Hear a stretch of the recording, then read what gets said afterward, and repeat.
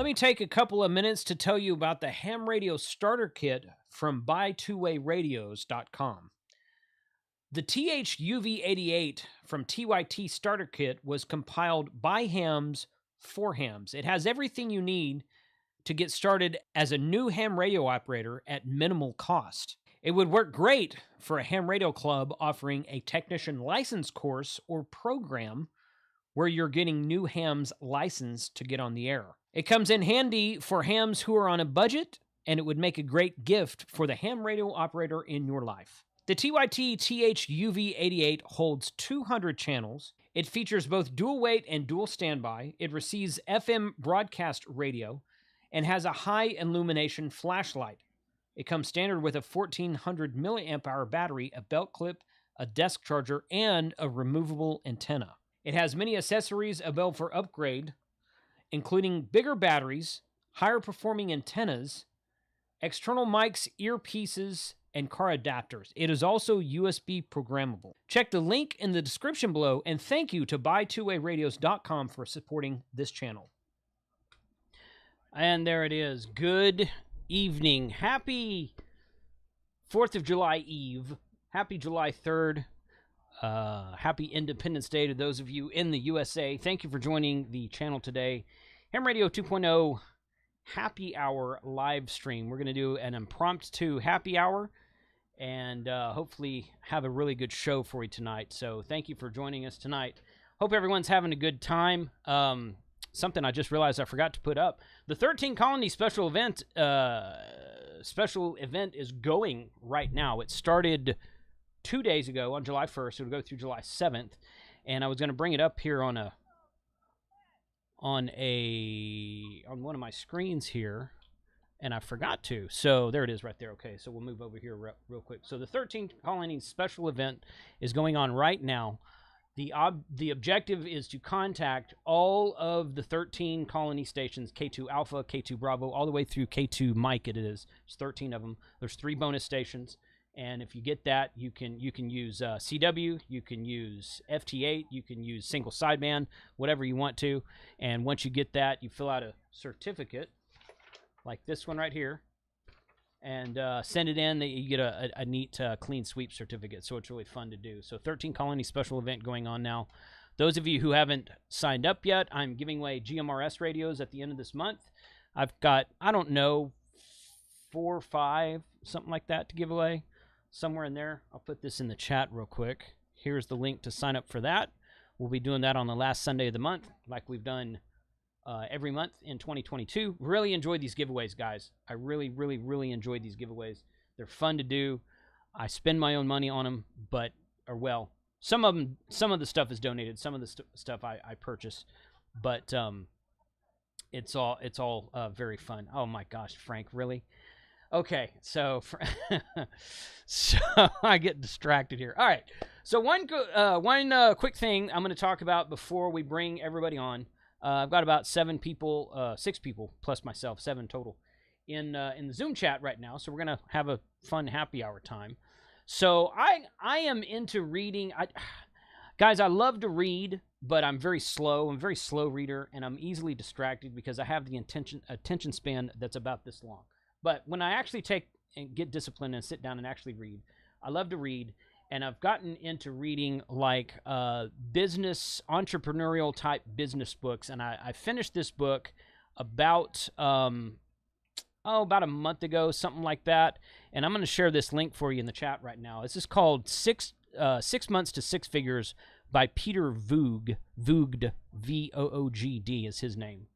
Put that link in the chat. So if you guys are business owners, if you are entrepreneurs, if you have a side gig, a side hustle, something like that, and you want to expand it, I highly suggest reading this book. The reason I bring it up right now is because I've got this quote I want to read to everybody, and then I think it's appropriate and fitting to the United States, to the Independence Day and Happy 4th of July and whatnot. And then once I read this, we're gonna just continue on with our fun times. So, express gratitude. Fill your mind with gratitude instead of negative news programs. In fact, in part of this book, he says he's turn off the news and don't ever watch it. Good advice. Okay, express gratitude. Fill your mind with gratitude instead of negative news programs. All the successful people in the world I've studied and have been around practice gratitude. The best entrepreneurs, the best athletes, and the best parents practice gratitude. While most are worried about the economic crisis and turmoil, the top 1% are thinking about what they are grateful for and what opportunities lay ahead. They also ask, what is good about this crisis? What is good about this crisis? In other words, you can't really change the crisis. It's not in your hands. You're not causing it. So you might as well try to look for the positive in everything. Imagine how different your thoughts and actions would be if you were consistently focusing on the positive, being grateful, and seeing opportunity instead of getting stuck in negativity. So that was a really awesome quote that stuck with me. I highlighted 4, 5, or 6 other quotes from that book while I was reading it, and just really grateful stuff. So be grateful that we live in the country that we do. There's a lot of other good countries on the planet. I'm not saying we've got the only good country in the world. I personally think we have the best country in the world, and some people may not agree with that, and that's okay. If you live in another country, nothing wrong with that. I like to visit other countries. There's some beautiful countries on this planet, but be grateful for what we do have. Be grateful we have an Independence Day. Be grateful we have a set of laws that this country was founded upon and that are usually adhered to. So, for the most part. So be grateful that we live where we do, and be grateful that we are able to celebrate Independence Day in the United States, and be grateful to Christian N1CLC for the $1.99 super chat. So thanks for that there as well. So, all right, that's it. So happy 4th of July to everybody. A special shout out to all the folks in green text in the chat who are my YouTube channel members, KB8DXN, Andy Cowley, W0RHP, K0MRD, the radio prepper, KK4PAL, saw a couple of guys. Tommy Helton, you're in there. I see you in there. And let's see. N5SKT's in there. KQ480J. Several others in there. So thanks a lot, guys, for being here tonight. Let's go ahead and start the madness here. That was annoying. It's not under $1 anymore? What? Nope. No. Well, Now, if you go to Sonic during happy hour and order through the app, you get it for half price. You don't even. It doesn't even have to be happy hour. Well, that's true. Yeah. If you get it through the app. How long do you think Jason's gonna keep talking when he realizes he's Who on mute? cares? It doesn't matter. I'm not on mute. I'm not on mute in YouTube. He'll come in. I'm not on mute in YouTube. So the joke's on you because you guys were just talking. So. Hey, happy 4th to everybody. How's everybody doing? Happy 4th of July. Happy 4th of July, Jason. What's up, Matt? I saw you join from the car. Yeah. I'm down at one of my favorite pubs because they're going to do fireworks tonight, and they overlook the place that has fireworks, and I get half price beer. Nice. Oh, hey, half price beer is always a good You should have thing. led with that. Yeah, my buddy owns the place. So half price beer. What time do I show up? Exactly. I know, yeah. right? if you can get your ass to Punta Gorda, Florida, Right, yeah. do what I can. If we could all get to Miami in the next 90 minutes, we could partake in half price beer. Where's Shane? Shane, fire up that Southwest. Right. Yeah, that's right. Yeah. Yeah, where is Shane? The party jet. The party jet. Charter that bad boy. Let's go. Right, let's go. Oh, that would be awesome. Can we do that? We have a couple pilots. Yes. Based on what you Got guys enough did, money. Enough money. based on what you guys spent at Dayton, Yeah. probably. Yeah. I think we could. Yeah. Yep. I'll make Yeah. a call to Yep. John Travolta for us. How does that sound? Oh my goodness. Okay, so well, first off, I want to say that I am drinking a Hoth chocolate stout from Turning Point Brewing. Nice. Which is a really good brewery here near me. And since TC Fitz is in the chat tonight, I've got a pickle boy. beer. Oh, Oh boy! Encourage him. So pickle beer is being opened right now. N1CLC already gave me a super chat. Somebody else did earlier too. I missed it though. It was early on. So here's to you. So tonight, I need to try one of had those. Yes. Ah, Oof. yes. Tonight I've had Awesome. a couple of good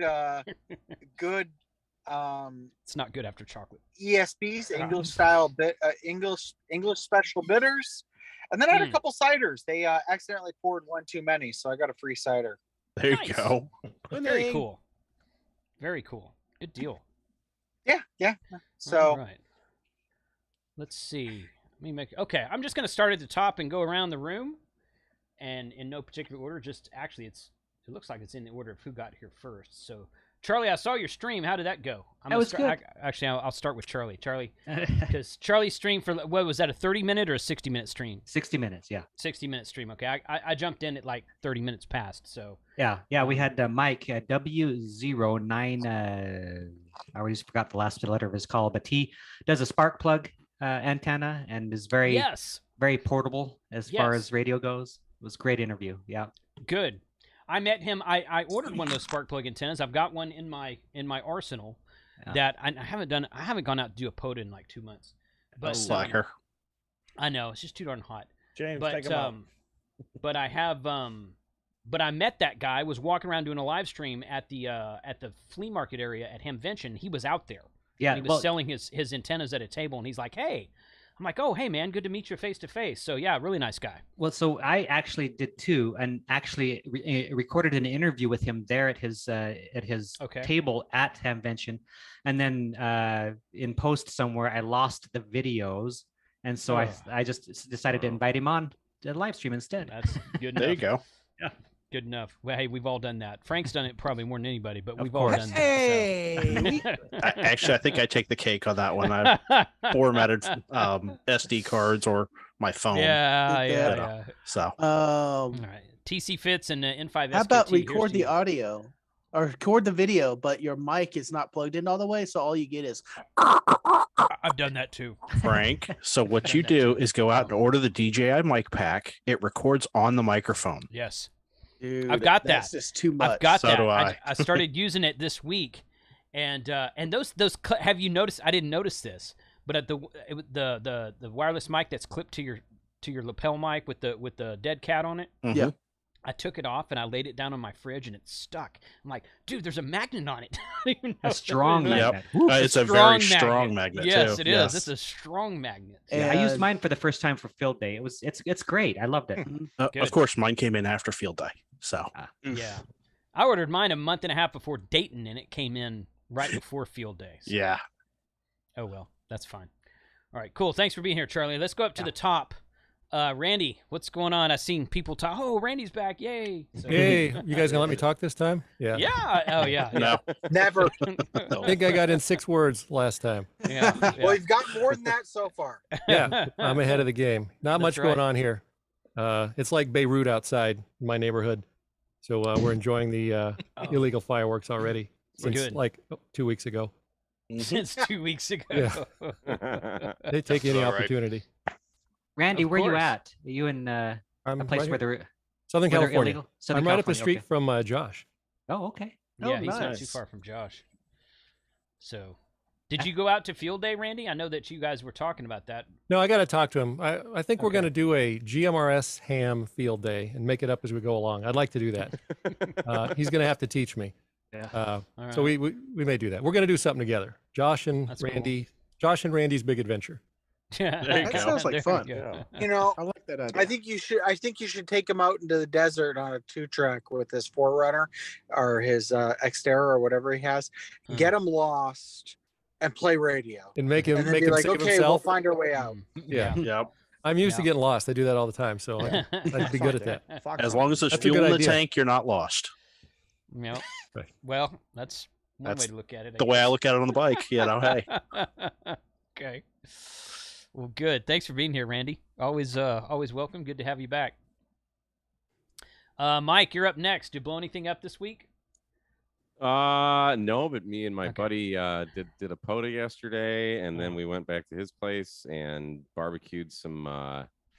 The recipe called for pork. It was, what the hell was it? It was pork belly burnt ends we made, but we couldn't get a pork belly, so we used a pork butt. We just chopped it up. Turned out incredible. Drank a whole mess of beers and hung out in the pool all day. It was great. Fans were in kind of crap condition yesterday, so I think I only got like 24 contacts, but that's fine. And but no, we didn't blow anything up. Didn't see any magic smoke. Just the good smoke from the smoker. And not hungover today, so that's a plus. Even that's better. A +1. And we're drinking. I'm almost done with this. I got to get another one, but St. Arnold's Hideaway. This is that margarita inspired beer. Oh, those are good. Yeah, you brought some of those to field day. Lime, and good vibes.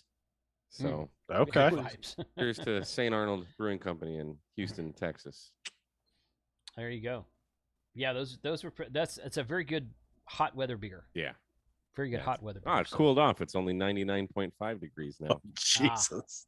It's only 8. It's only 97. I'm sorry, 79 in my house right now. So I had to pipe in because I live further south than all y'all. Yes. And it's only 87 here. Good for you. 87 degrees. Where's that boot button coming in? Yeah, the boot button. Yeah. Look at this man. That nice Gulf, that Gulf of Mexico just moderates our temperature. Yeah. Yeah. Lucky. Weren't you born in Michigan though? Yeah, I don't talk about that much. Because I was born in Florida. Yeah. So Taylor C gave. No, I wasn't $100. Wait, is that $100? It's 100. It's 100 in QAR, whatever currency that is. Oh, that's 38 cents in USD. Yeah. I don't discuss the state where I was born though, because I wasn't born in Michigan. $27. Yeah. What is QAR? Is that? What is that? Qatar money or whatever. Yeah, Qatar Real. Qatar. Qatar. Okay. Don't ask how I know that. I don't know. $27.50 roughly. Hey, that's I not will bad. take it. Absolutely. Thank you, Taylor, for the super chat. I appreciate that. Pickle beer to you, sir. Yeah. I was gonna say, what's it gonna cost me for you to shotgun that beer? It's really bad after a chocolate stout. Oh, you need to bring one of those to me so I can at least taste it. I meant to bring one to Josh at Hamvention. I just forgot about it, but yeah. Well, just bring a 6-pack or something to Huntsville. We'll make a fun video out of it. Yeah, that's a good idea. Yeah, we'll do that. I was gonna say, okay, I'll see you there. It's not like we're on YouTube or anything, right? 6-pack of pickle beer and a hot one chip challenge. With ham radio I want to try that one chip, and I want to try those Scorpion beers that I think Josh had. And there's the ghost pepper. Yeah, I've still got one. I've got one of those in the fridge. I want. So I told him, I said we need to plan something to drink those on stream again. And I went to the Grapevine Beer and Wine a couple times, and I was like, "Do you have any ghost pepper anything?" And they're like, "No, not right now, but we will get some." I'm like, "Okay, you guys let me know when you have them, and we're gonna do some more ghost pepper stuff." You got to get me one next time. I'll get you left one. out. Hey, Frank. Please. Frank, I need to grow more Reapers, and then I'll do a Reaper Stout for you. Ooh. Well, sounds like I might have you fix on that. Yeah. Sounds like you're almost drunk, Matt, because your audio is going slow because of your internet connection quality. Yeah, and you're like, I need some more Reaper. The problem is that there are too many people downtown. Yeah. So there's so many people that the towers aren't thing. Yeah, that's right. Yeah. That's the problem. That's what we're gonna go with. Yeah. Hey, I haven't drank that much yet. Yeah. Nothing like OBX. Jason got me drink. It's nothing like OBX. Jason had me start drinking at 8 in the morning. Okay? Pretty sure. I was gonna say Orlando. We were putting away pretty hard. People were looking at me weird, and I'm like, guys, this is what we do at the hunting lease in Texas, and this is out in the woods, so it's close enough. Let's go. POTA weekend, baby. So is that Mike's refrigerator there? I was going to ask the same thing. Yeah. Do we need to raise? Do we need to raise funds? Fridge. Do we need to raise funds for him to get a refrigerator? No, that's a 12-volt fridge. 12-volt cooler. I just cleaned it out and I left the cord in the kitchen. Yeah, come on, guys. I just want to make sure I have a real refrigerator. I'm actually getting ready to buy one of those. This isn't a green screen. This is an actual room. There's other rooms in the compound. Oh, the That's a bathroom right there. That's actually Satan's bathroom. I never used that one. Because he won't let you. He won't let you. Yeah. Awesome. Well, let's go on to Frank. Yes. He's next in line. Yes, me. So, let's talk about Tank Radio. What is going on? Tank Radio! What is up? My name's Frank, KG5HJ. And coming up on this Monday, we're going to be doing everything of what we did at Field Day minus actual talking on radios. So right. I titled it with I'm ripping off of Mike's name here, all ham, no radios, because we, smoked a lot of ham and cooked a lot of food, and we did. I did not touch one radio outside of a handheld or two. So yeah. But hey, man, when the bands are dead, you just go out and have fun. I think that's what we did. We currently in production of editing those videos for the All Ham No Radio YouTube channel. Good. I offered to edit mine and put it up there, but you said you got it, so you're good. Yeah. Practice.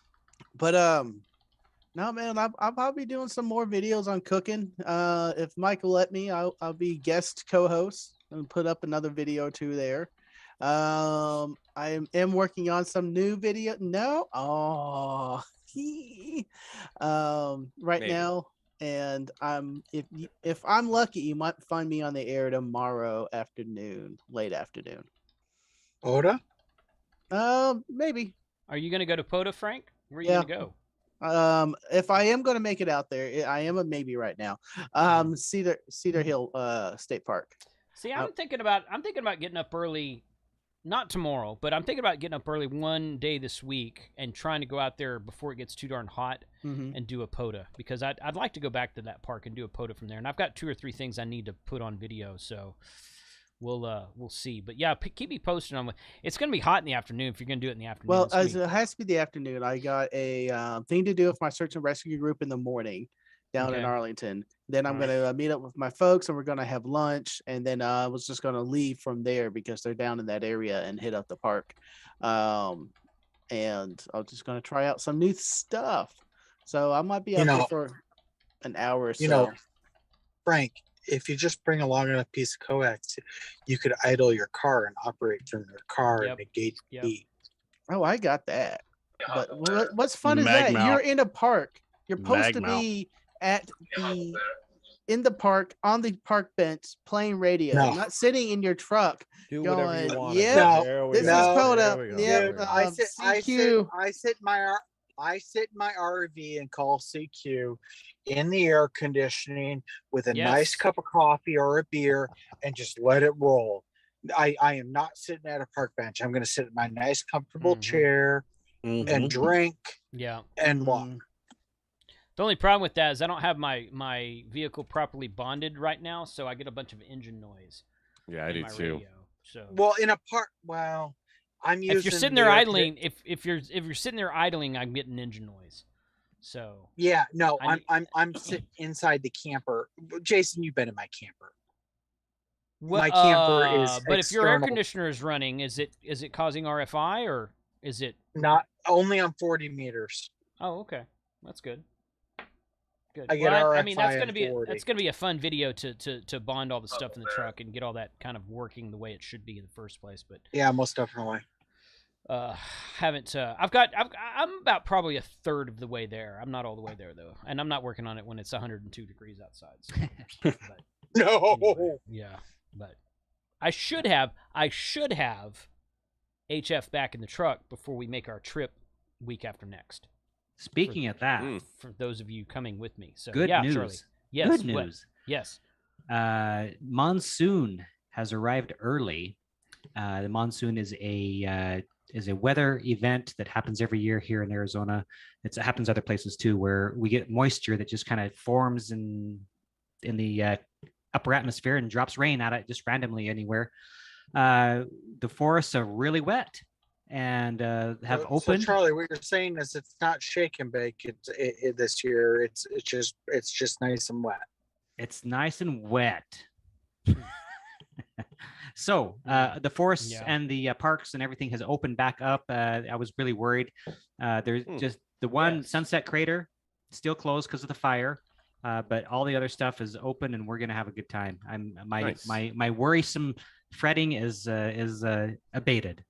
So nice. Charlie, are we going to one park or multiple parks? Multiple. Okay, that's what I thought. I think 4 or 5. That's what I thought you said. 2 parks at the same time, man. Yep. kind of. Hey, you got to go for a 3. Double up on a. Gotta go 3 first. kind of chicks that would double up on a POTA like me. Well, and even and the Grandview benchmark's open again, so that means we got soda and POTA at the same time. 10 points parks, 10-point soda, and Parks on the Air drive up. That'll put me up to 11 points. Okay. That's right. Yeah. T-Ray with the $122.65 super chat. That's enough to chug that pickle beer. Yeah. That should be enough to chug the pickle beer. I don't know what's the significance of that number, but I'll take it. It's all right. I don't mind. So, oh boy, can I chug this thing? You got to now. You should for that. Well, absolutely. I probably should for that. That way it can just be done and over with. You should have a pickle back too. I don't think I could do that. Picklebacks are pretty good. I feel like I should be chanting or something. No, pickles are pretty gross. Yeah, there's a dirt topper up there. Oh, gosh! There you go. Put some hair on your chest. Do something. Believe me, I don't need that. Trust me. Only you can put hair on your head. Right. Yes. Why does everybody put hair on your chest? Put hair on your head. I would be all. I'd drink 3 of these a day. Oh my gosh, that's disgusting. Well, down in it's drinking a drink here and there is not bad, but oh my goodness. TC Fitz has met his match. Yeah. Yes. Yes. Oh. Whew. Okay. Who's shoot, I lost my place here. Charlie, great. Looking forward to it. It should be a really fun trip. My trailer, I took my trailer in for some warranty work a week ago. Didn't you just buy that thing? Mm-hmm. It's warranty. Yeah, the freaking burner wouldn't work. There's something weird with the slide. When the slide room slides out, it doesn't slide back in all the way on one corner. They put that panel back on? I told him to. Yeah, I haven't got it back yet. I told him, I said, I got to have it back by I think it's the 19th is when we're leaving. He has a video on Good luck with that. He has a video. Everybody should be watching the video. Yeah. Wait, we're leaving on the 19th? Whatever, a week from Tuesday, whatever that day is. That's after Support Your Parks weekend. Just remember. No, it's before. No. Oh, I thought you said we're going to be back on the 19th. Okay, whatever it is. You're leaving on the 12th. 12th. We're not even on the 12th. Okay. Oh. So yeah, we're leaving a week from Tuesday, and we'll be back the following Tuesday or Wednesday, something like that. Okay. And we will be at the Grand Canyon for Support Your Parks on the Support Your Parks Plaque Weekend. Mm-hmm. So in fact, let me go ahead and plug this now. Vance from the POTA team will be on my lunchtime live stream this Wednesday to talk about that event. Good. So you guys tune in for that as well. So, good. But yeah. So we'll be at the Grand Canyon, one of the parks in the Grand Canyon for that event. So speaking of, let's roll on into Izzo right here. What's up, Don? Man, I've been hunting with my ICOM 705. ICOM, thank you. 1,000 thank yous for that 705. I could not parachute Carlos. I could not break him. What was it? The Friday night, I think it was. He was jumping out of a plane late at night. Yeah. Saudi Arabia. I came this close to work in Saudi Arabia, and the guy pulled the plug. He pulled the plug. Saudi Arabia. I haven't heard Saudi Arabia. I'm really? Like he was because I'm chasing parks on. I'm chasing 13 colonies running QRP, playing against all the big boys. Getting frustrated. My buddy MRD calls me, takes me off the ledge and says, "Relax." Mike called me right after because there was some bad radio etiquette out there, and I wish a bunch of guys. Oh yes. Just guys, relax. We're all gonna work. This is not the overachievers. We got to get it done in one day. I get it. Bragging rights. You work in clean sweep, but having fun. Today was some more. But just having fun, man. And just like Randy, man, we got a lot of the illegal, I shouldn't say the illegal. The fireworks are popping down here by the beach. Tonight, there'll be a whole big show. And tonight's good cigar is a La Gloria Cubana. I love these cigars. Those are good. Really, really nice series. I don't think I had that one yet. Frank, it's no disrespect to the New Worlds, but just it's a different taste. And I agree. But, Taste his own, but I don't think I had just that. Like antennas. Yeah, just like antennas, man. You go out to one park, you do one antenna, and then you do. That's just why we have a lot of antennas. Why What other things are we going to do in this hobby? You should see the cigar selection in my store, man. You go into a room and you walk around and you be there for hours. Frank, we need to strategically plan a cigar shopping day sometime between now and the time we leave for the Grand Canyon. Okay. Because I would like to have one every day. I'd like to have enough so I could have one every day. One every if I day. want to. I want to get throat cancer by the end of the trip. All right. Large Marge. Yeah. So yeah, I mean, because I smoked one last weekend at field day, and I haven't just smoked one. I only smoked one. I had two every day. I only smoked one for the whole weekend. So, but I want to get some fresh ones. I've got some stuff here in the humidor that needs to be. Did I tell you what cigar I brought for Bob? Yeah, the curly head. Yeah, notoriously lights a cigar, puffs on it for about 5-6 minutes, puts it down, and then walks away. No, that's fine. That's fine. I don't mind. I'll give him one of my cigars. He's given me some R-Finder stuff, so really I'm ahead in that game, but I'm kind of done giving him, I'll give him a cigar and take an R-Finder too. Right, exactly. Yeah. Yeah. Cool. Izzo, thanks for being here, buddy. Oh, man, we're having fun. We're going to try to work you. You going to go out and support your parks weekend? What do you think? Okay. Of course. Okay. Did you drink pickle beer? Of course I did. I will did. Actually be okay. So I will be operating Support Your Parks weekend because I strategically took the whole the month of July. I'm hardly at work. Matter of fact, good. I took today off too. Nice. But anyway, you know how it is, man. Time is short. I mean, life is short. You got the time, use it or lose it. So guess what this guy's doing? I'm using it. I will be operating as W2HRC for the Ham Radio Clubhouse. Okay. I'll be here in Connecticut. I haven't decided what parks I'm going to do yet, but I got my stuff kind of staging already here inside the garage. I'm going to be out there. Oh, yeah. Good. Well, we have to get Mike on video again, yelling into the microphone, ham harder, Don, ham harder. So we're going to have to make that an annual event. Has to be. Inside of the Support Your Parks weekend. So I just wanted to make sure you're going to be on the other end out there somewhere. So we're good. We'll make it all good. Cool, man. We'll look for you. Pat, what's up, buddy? When's the last time you went to POTA? The other day. Okay. In fact, I talked to James there. I was at the Washington Monument. It's pretty cool. But sweet.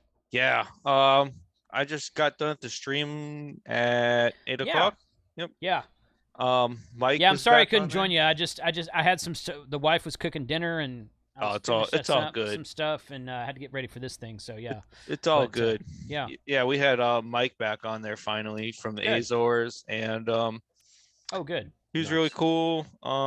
It's cool to see him again. And he showed us something pretty interesting where he gave me kind of an interesting idea of running a QDX Mini off of my phone instead of computer, because he showed me you can actually do FT8 on the phone. I didn't even know that. So Adam did a video on that just like earlier this week. Oh, really? Yeah. Yeah, I just must have missed it in my feed. Yeah. He was using the True SDX. Right, but he was using the FT8 app on his Android phone. Yep. Yes. So I assume it's the same thing that you're talking about, Pat. There's probably one app that interfaces to a bunch of different radios. Yeah, it's like FT8 radio on Android. I don't know. Yeah, something like that. On iOS or not. But yeah, so he told me about that at Hamvention. I was like, oh, that's really cool. He's like, I'm going to do a video. I'm like, sweet, I'll watch it. Yeah. So that was pretty fun. He said it's not as it's a little bit harder to. When someone calls you, you have to click on something to reply. It doesn't auto reply, so it's a little bit quirky to get it to work. But it's a move in the right direction. And once they start to make updates to it, it should get a lot stronger. So yeah. But that's cool. That's cool. The QDX. I bought one of those kits at Hamvention. I haven't put it together yet, but I'm getting mine on the 6th. I'm pretty hyped about it. So I'm gonna build that. I'm hoping to have it ready for field day, and I'm gonna go to my 5 first spot in DC and just camp it out during Support Your Parks weekend. Excellent. Good. And Nice. I'm drinking a Yingling Golden Pilsner. Oh, I haven't had that one. Yeah, it might be an East Coast one, but I don't know. I don't know if some of these beers make it out west or not. We can get Yuengling here now. I don't know if we get the entire lineup or not. Yeah, that's what I was saying. Yeah. No, you don't get the Hershey one yet. I have not. No, I haven't seen that one in a store. I will bring some of that to Huntsville because I can get that here all the day long. We get the Yuengling pretty quick here because I'm like 100 miles away from the. Yeah. I'm not expecting. I'm not expecting to really like the Hershey one. Shiner Brewing in it's called Spotzel Brewing in Shiner, Texas. They do Shiner Bock, and Shiner Bock is a decent beer. It's not great. It doesn't suck, but it's not great. They did a chocolate beer 2 or 3 Christmases ago, something like that, and it tasted like burnt baker's chocolate.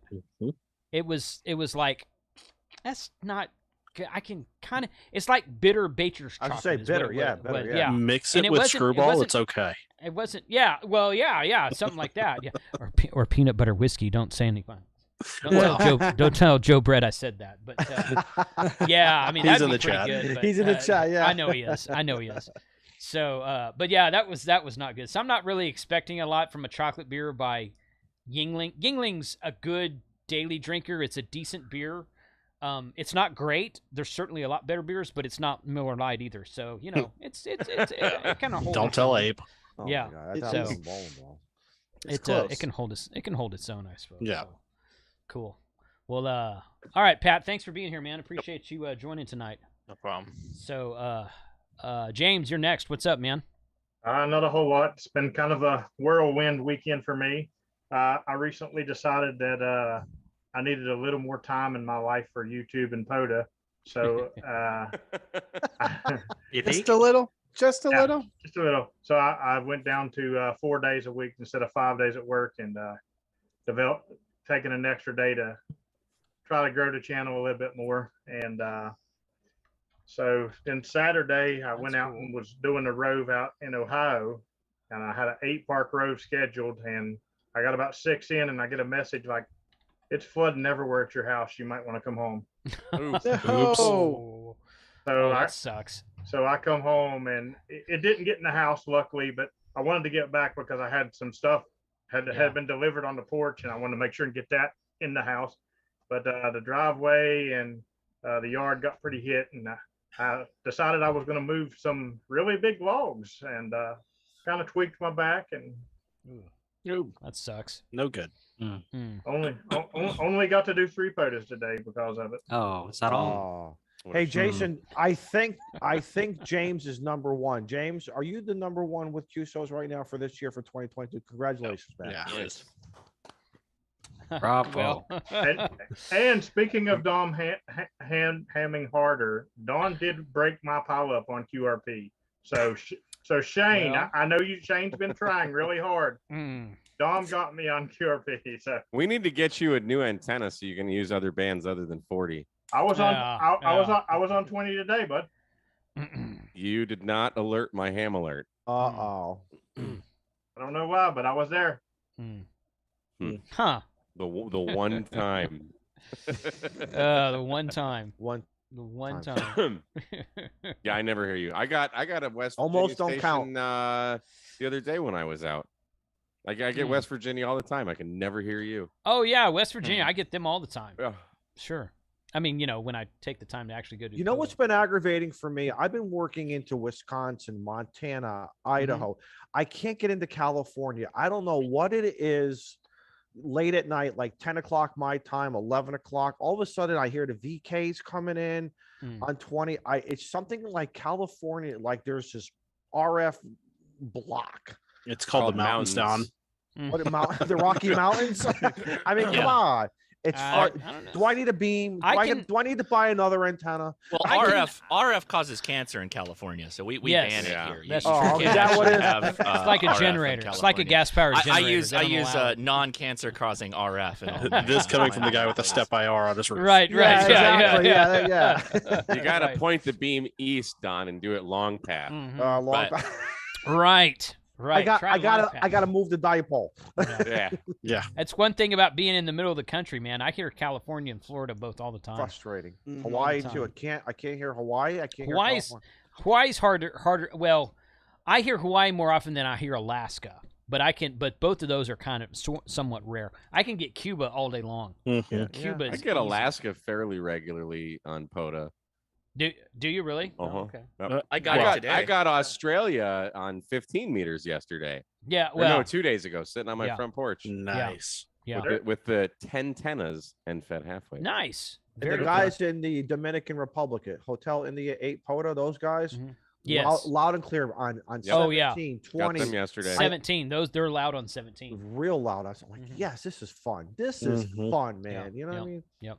Yeah, there's a guy over in Alaska that hunts POTA all the time. I'm like, can you please go activate? Because you got a great, the same thing to him. I got him today. Yeah, he hit me up today. NL7Z, NL7 Victor. Yeah. I actually heard him. I heard him working you, Josh, but I couldn't hear you. Yeah, I was in and out 10 minutes. Activated. That was it. Using the 818. Nothing wrong with that. 891 in the car. Oh, okay. That was it. Just boom, boom. With the ATOS. With the ATOS. Yeah. I gotta say something. I gotta blame MRD because he mentioned the word Tar Heel antennas to me the other night when we were talking. I am on that website trying to redesign my truck now. And do I take the 706 Mark II and put that into, or do I just get another radio? Do I sell a 7300? What do you know? Just mount the 705 in the truck, Don.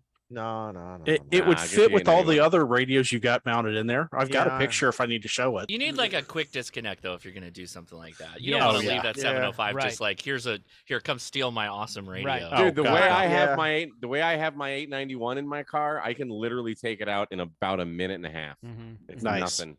I don't know if I want 10 watts on HF in the truck. Well, here's the thing. 891. POV makes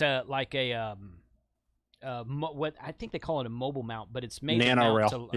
Like the nano rail, so you can mount it to various places, so you can easily disconnect it and take it out. All you do is you get an Zygu X 125B amp, put it underneath your seat, plug the 705 into it on the POV mount, 110 watts. A lot of wires though. It's true, but it's more convenient. It's easier to do that than it would be to mount a 7300 in the mobile application. So I don't know. Why can't you just do the 7100 and just or the 891? You got the remote head unit because he's got the 705. He doesn't have an 891. He has a 705. And here's the problem. Now you have an excuse to buy a new radio. And I've been looking at those true SDX radios too, because of Josh and others now are like, look at these great little tiny radios. And again, I wouldn't use that damn thing in the car. No. Oh gosh. No way. Just strap it to your head while you're driving. Right. Yeah. Foot switch. Yeah. Foot switch push to talk. Show us your shirt. Oh, I got the Radio Shack shirt, guys. We gotta see this here, buddy. Oh yeah, that's nice. So I don't know if any of you know this, but Radio Shack had a bit of a kerfuffle this last week. Well, I saw a headline about it, but I didn't. They were purchased. They were purchased by a crypto company, by a crypto guy. Yeah. And the shirt is a Radio Shack HT right here, and it's available on their site. But man, that was a fun couple of days there with those Radio Shack. They're still up. You can go look at these posts. They're crazy. They're wild. Huh. Yep. So on Twitter or what? Yep. Yeah, on Twitter. Questionable post, but yeah. This is not safe for work, guys. If you go to it, yeah, for sure. Did not know this. Best place to look at Twitter. Let's move on to Steve. What's going on? Not a whole lot. Just did a little bit of 13 colonies hunting today using Kyle's dashboard, which I have pulled up if anybody wants to see it. So Kyle was going to join us. I said, Kyle, are you joining tonight? And he said, yeah. He goes, I want you to show off your dashboard. He said, okay, but now he's not here. Yeah. So if you want to show off your dashboard, that's cool. Yeah. Let me. He disabled screen sharing. Hold on, I'll turn it on. Hey, Jason. It's disabled by default. So yeah. Smart move. Yeah. Jason. What's up, Matt? I'm gonna head back into the bar. You guys have a nice 4th of July. I'll talk to you guys later. All right, man. Thanks for joining. Bye, Matt. Yep. Later. Yeah. Radio Shack have a devil icon next to their. Is that the one? They have sunglasses on the logo now. Okay. Oh wow. Gosh. Okay. All right. Huh. So my times are not correct because I didn't get the dashboard up right away. But I've worked all of them, either sideband or digital. I'm not a CW guy. And I need to get the bonus stations. And that's it. The last row, the bonus stations? Yeah, the Whiskey Mike 3 pen and then the GB and TM. Why are those special? Great Britain and France. France, and then the whiskey Mike 3 Papa Echo November. I think he's out of Pennsylvania. Yep. It's like Independence Hall. Philly. There you go. Yeah, Philly. There you go. Philadelphia is in Pennsylvania, guys. Yes, it is. But yes. Thank you. Yeah. PEN for Pennsylvania. So, some U.S. history on 4th of July. This is great. Yep. So, but yeah, those are special event stations. Why they picked those, I'm not 100% sure. And Great Britain being in there, I think, is a little bit comical, but that's cool. It's very comical. I was thinking it's cool that it's cool that they're in there. It'd be great if it was Cal. I mean, would that? Right. Would that Yeah. Give Callum the call sign for a week. Yeah, hell yeah. So and the bullet to the States. Yeah, that's actually got K2E earlier today. I just didn't put it in the dashboard as the clean sweep. Oh, okay. So that marks that one off. But I have been keeping up with everything on their log sheet, so I'm going to turn that in. There is another event going on. Are you guys following the Meme Appreciation Month? Yes, a little bit. Yes, I've been have chasing seen that. Joseph Meme Appreciation Month. Yeah. Here, give me shoot me the window. Joseph's so, in the chat. In Canada is a wonderful country where you can basically pay to get any kind of novelty call sign you want. So out on the air, VB4 Ligma, VB3 Yeet, VC9 Catgirl. The American call sign is K3K Keck, which makes sense. VC3 D's, VB3 Harambe. Oh my gosh. Oh, I saw the QSL card for the Harambe one. It's great. Nice. Blood. T Miso, and then VB6 Dank, and I got Ligma and who'd I get? Rick D's last night. Oh, okay. Last night on my after chat. Are you getting those on FT8? Those are both in FT8. We actually had to tune down. We went off frequency. The official non-official frequency for FT8 for meme appreciation is 7.069 megahertz. So that's where you. That's where you go for. Are they just on 40? No, they're all over the place. Okay. How long is that event running, Josh? All month. August 5th. It'll end August 5th. Right, because Joseph, I've been chasing Joseph D's, and ironically, the other day it was Canada Day. So to all our Canadian friends, hello, and Yeah, you can just get crazy in Canada with their call signs if you want that. You just go nuts. If you got the money, Canada's like, sure, whatever you want. Sure, yeah, here you go. Yeah. But the other thing I've got coming up, Support Your Parks Weekend. Yes. I am actually doing a maritime mobile activation. Ooh, really? Wow. Cool. We are going down, me and 3 other guys are going down to Old Island. We're taking one of the guys' boats down and we're going to activate that park. We would be basically the 3rd operator to ever activate that park. Nice. Really? That's cool. Yep. That's awesome. And the first operator is actually going with us, and he did it in a Walgreens inflatable raft. First time. Oh my gosh. That's how some people come to this country. Wow. Yes. Yeah. True. You're about a half mile from open water, and he was in a made for pool only toy. That's balls, man. With that's HF? good. Yeah, he put his 7300 into a cooler and duct taped it closed. Nice. Wow. There is still what we call pluff mud. Wow. On his 7300 because he jumped out thinking he was on land and he sank to his knees in this sticky, nasty. What antenna? What did he take with him? He took his buddy pole with him, and he had something else. The buddy pole? Well, the original buddy pole. Yeah, he actually went up onto the land and did it. Oh, okay. I thought you were saying he was activated from the Walmart. Yeah. Oh no. Raft. I'm like, oh my god. Raft Mobile. Raft Rover. We are actually going to use the Chameleon 17-foot whip mounted to the boat. He put a brass plate on the bottom. They've already done one activation with it, and they said it was perfect on 20. Let me tell you something about that Chameleon 17-foot whip. I don't care what anybody says. Okay, this is coming from. I'm now talking about comments I've had on my video, Randy. So you should appreciate this. I don't care what anybody says. That is a kick-ass antenna. It does exactly what it should do. I've contacted DX on that with 17 meters. I did 100 contacts on a POTA activation at Galveston Island when I was on the freaking saltwater. Well, like 20 feet from the saltwater. Mm-hmm. That's a great antenna for an easy setup. Just get on the air and make contacts. That's a great antenna. I don't care what anybody tells you. So people say, well, it's inefficient. Every antenna is inefficient. Yeah. There's no such thing as 100% efficient antenna. It doesn't exist, especially in a vertical. So get over yourself. But it's resonant on 20. How is it inefficient? Well, very true. Very true. Yeah, the takeoff angle, I guess. I don't know.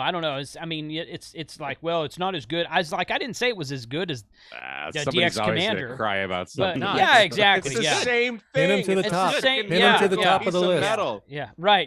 Yeah, pin him to the top of the list. Yeah. That's right. So, that CHA-17. I've been very impressed with that whip antenna. It's quick and easy to set up, and it gets you on the air. And if you want to tune it, all you do is bring the whip down. You can get on 17 or 15 or whatever you want to. So it's a very very versatile antenna. There's a lot of people that do the same whip. You can get an MSJ version of it. Yeah. And they're all pretty much identical. Yeah, I think they are. Yeah. Some would even say it's a cool whip. A cool whip. Rim shot. All right, Stewie. Stewie. All right. Conversation is over. All right, the conversation's over. All right. Thanks, Steve. Yeah. Hey, man, are you going to be operating from your own call sign out there or what? I think I'm going to probably use the Whiskey 2 HRC. I'll do stroke 4. I'll work that out. But I will be spotted as myself just so I don't lose the spot. We just need to make sure that we know what everyone's operating as, because I think there will be a lot of us YouTubers out that weekend, and I'd like to get as many of you guys in my logbook as I can, especially from the park we're going to be at. Yep. So that's going to be a fun event. So good deal. And I'm looking for that picture. As soon as I find it, I'll share it. Okay, cool. All right, let's go to Josh. You're up next. Thanks for joining. And, hey. What's going on? God, I had a busy day. Woke up. Ben's right here with me. He had golf practice in the morning. Ooh. Then practice. He's playing golf at his age. Dude, he's Tiger Woods started at that age. Tiger's, Well, that is true. Yes, very true. We got done with that. Hopped in the car. Drove 6 miles away to the closest POTA, which turns out is just a little plot of land. It's like a postage stamp with an old 19th century's adobe farmhouse, ranch house. And it's just a parking lot. You just park, make your contacts, and then boogie. Wait, you have a POTA 6 miles. Yes. Just to drive to 6 miles. Yeah. I'm but envious. you're not going to set up antennas in the park. You're going to have to go mobile with it. Man, but I had noise just absolutely. It was like S3 on the water on the S meter, but it's just this weird tone that I just had a hard time with it. Then we got back in the car, drove back to the golf course, and he played a round of golf with this group that he's in. So literally, I've just been all over the place today. Josh, I have an idea for you. What's that? On the 18th hole, you know that fiberglass flag that goes in? Replace that with a whip. with the CHA-17 load up the 18th hole and just start calling CQ. That's right. Yeah. Well, so I got a lot going on. I've got a bunch of antennas I got to set up tomorrow for 4th of July and just have fun. But I did pick up an antenna that I haven't been able to work with yet. Have you guys seen this? It's kind of like a mini chameleon. A mini Wolf River coil. But it's not to say. It looks like a coil. Yeah, it's like toy a box? small version of it. No, and it's bigger than the toy box, and so it's on Amazon. It's the GRA 7350T. You're gonna spend more of my money. I have not seen that one. So I haven't been able to get on the air with it, but Don N5SKT has one, and he says he likes it a lot because it's like the toy box is not effective, but no, it's not. But this is like, so I'm holding the loading coil, and it seems the right size. I don't know, so I'm gonna play around tomorrow with being outside 4th of July. set up an antenna and all that stuff. So also I'll be flying out to Dave Canterbury's place next week. So I'm going to be going to the gathering with Dave Canterbury. I'm doing a couple of talks and classes with folks. So if anybody's out there that is going to that for some reason, I'll be talking. I saw him post. He posted something yesterday or the day before about he's doing a first aid class. Yeah. So it's like it's like a huge get together at his compound, his place, and they just do have a ton of classes. His compound. Yeah. He was telling me about it at the at Dayton when I met him at Dayton. He was telling me, I was like, oh man, that sounds like fun. Mm-hmm. But I didn't ever go look it up and see what it was. But maybe I'll try to check that out next year. Yeah. But check out the gathering. I think he called it the gathering, but PSA has a thing called the gathering that they did back in like. That's right up here by me. I think ICP does too. Yeah, the gathering of the juggalos. I think that's a common thing. So, how close are you to PSA, Steve? I have 2 here in town. 2 what? 2 of their stores. 2 weeks. Well, where's their where's their main plant though? Their main warehouse is an hour and a half from me up in Columbia. Okay. I need to come visit. Yeah, so I wanted to go to that gathering, but it was the same weekend as something else. It was I can't remember. I think it might have been I don't remember what it was right now. Yeah. It was in March or something. I found that picture if you want to see it. Yeah, go ahead. Yeah, go ahead and share it. Oh, wow. He put the 7300 in that cooler. In the cooler, huh? And duct taped it closed. Disclaimer, don't try this at home. Yeah, really. Oh my goodness. That's crazy. Well, at least he has his a PFD and a towel. I mean, come on, he's prepared. Yeah, the towel didn't help. The life preserver. The life preserver. Let me tell you, tiny towel. That mud is ridiculous. It takes weeks to get it off of anything. Oh, and you get it on your shoes, just throw them away. Yeah. It's not even worth it. That is awesome. Well, it's nearing the top of the hour, guys. I got to scoot. Harder. All right, I'm gonna give Kyle your spot because I think he's joining. So okay, happy Independence Day, everybody. Hey, happy Charlie. I'm gonna go grab a Freedom Day. Charlie, we'll be in touch. We'll be in touch sometime between now and the time we leave here. It's just kind of hammer things out. Yep, perfect. We might just need to do a all hands meeting. Sure. It's not a bad idea. We could do a Zoom call sometime this week if you guys are up for it. Yeah. Good idea. Okay. All right. Catch you Thanks, later. Charlie. Later. 7-3. Kyle, what's up, man? How are you? Hey, I thought this thing started at 8. Nope. My Sunday night live streams always start at 7. No, the happy hour does start at 8, but I just did the happy hour now because tomorrow's the 4th. People have the day off. Blah blah blah. Kyle, blah, you're in the correct time zone. Right. Yeah. Aardvark 0 zebra. Yeah, today, James, like all I got out was I'm sure that all he heard was Zanzibar, and whenever he hears Zanzibar, he knows that it's me. And he came back and he was laughing as he was doing it. It's like, I'm going to go out on a limb and say that's astronaut 0 Zanzibar. And it was me. Oh, that's awesome. That's how I get James' attention. That's how I break the pile up. That's how you break the pile ups. Right. Yeah. I'm going to have to come up with my own moniker. I got to please copy. I got the one field day contact I got on video was Mike coming back to the station, and the station was not using proper phonetics, and he's like, please copy. So I took my video and I cut out the please copy and I like duplicated it, like please copy, and then it's in slow mo and it goes dun dun dun. It has a cartoon bubble pop up and says please copy. So I said that. It's no, you didn't say that. Oh, okay. The station calling you said that. I'm not a please no, copy it wasn't guy. you. It wasn't you. No. Unless I'm working Kyle. No. Yes. Yeah. Kyle worked me the other day doing POTA. I heard I started laughing my butt off. Like please copy. Now I get to the point where, well, you heard or if you saw my stream that I did on Field Day, there were some people. There please were some copy.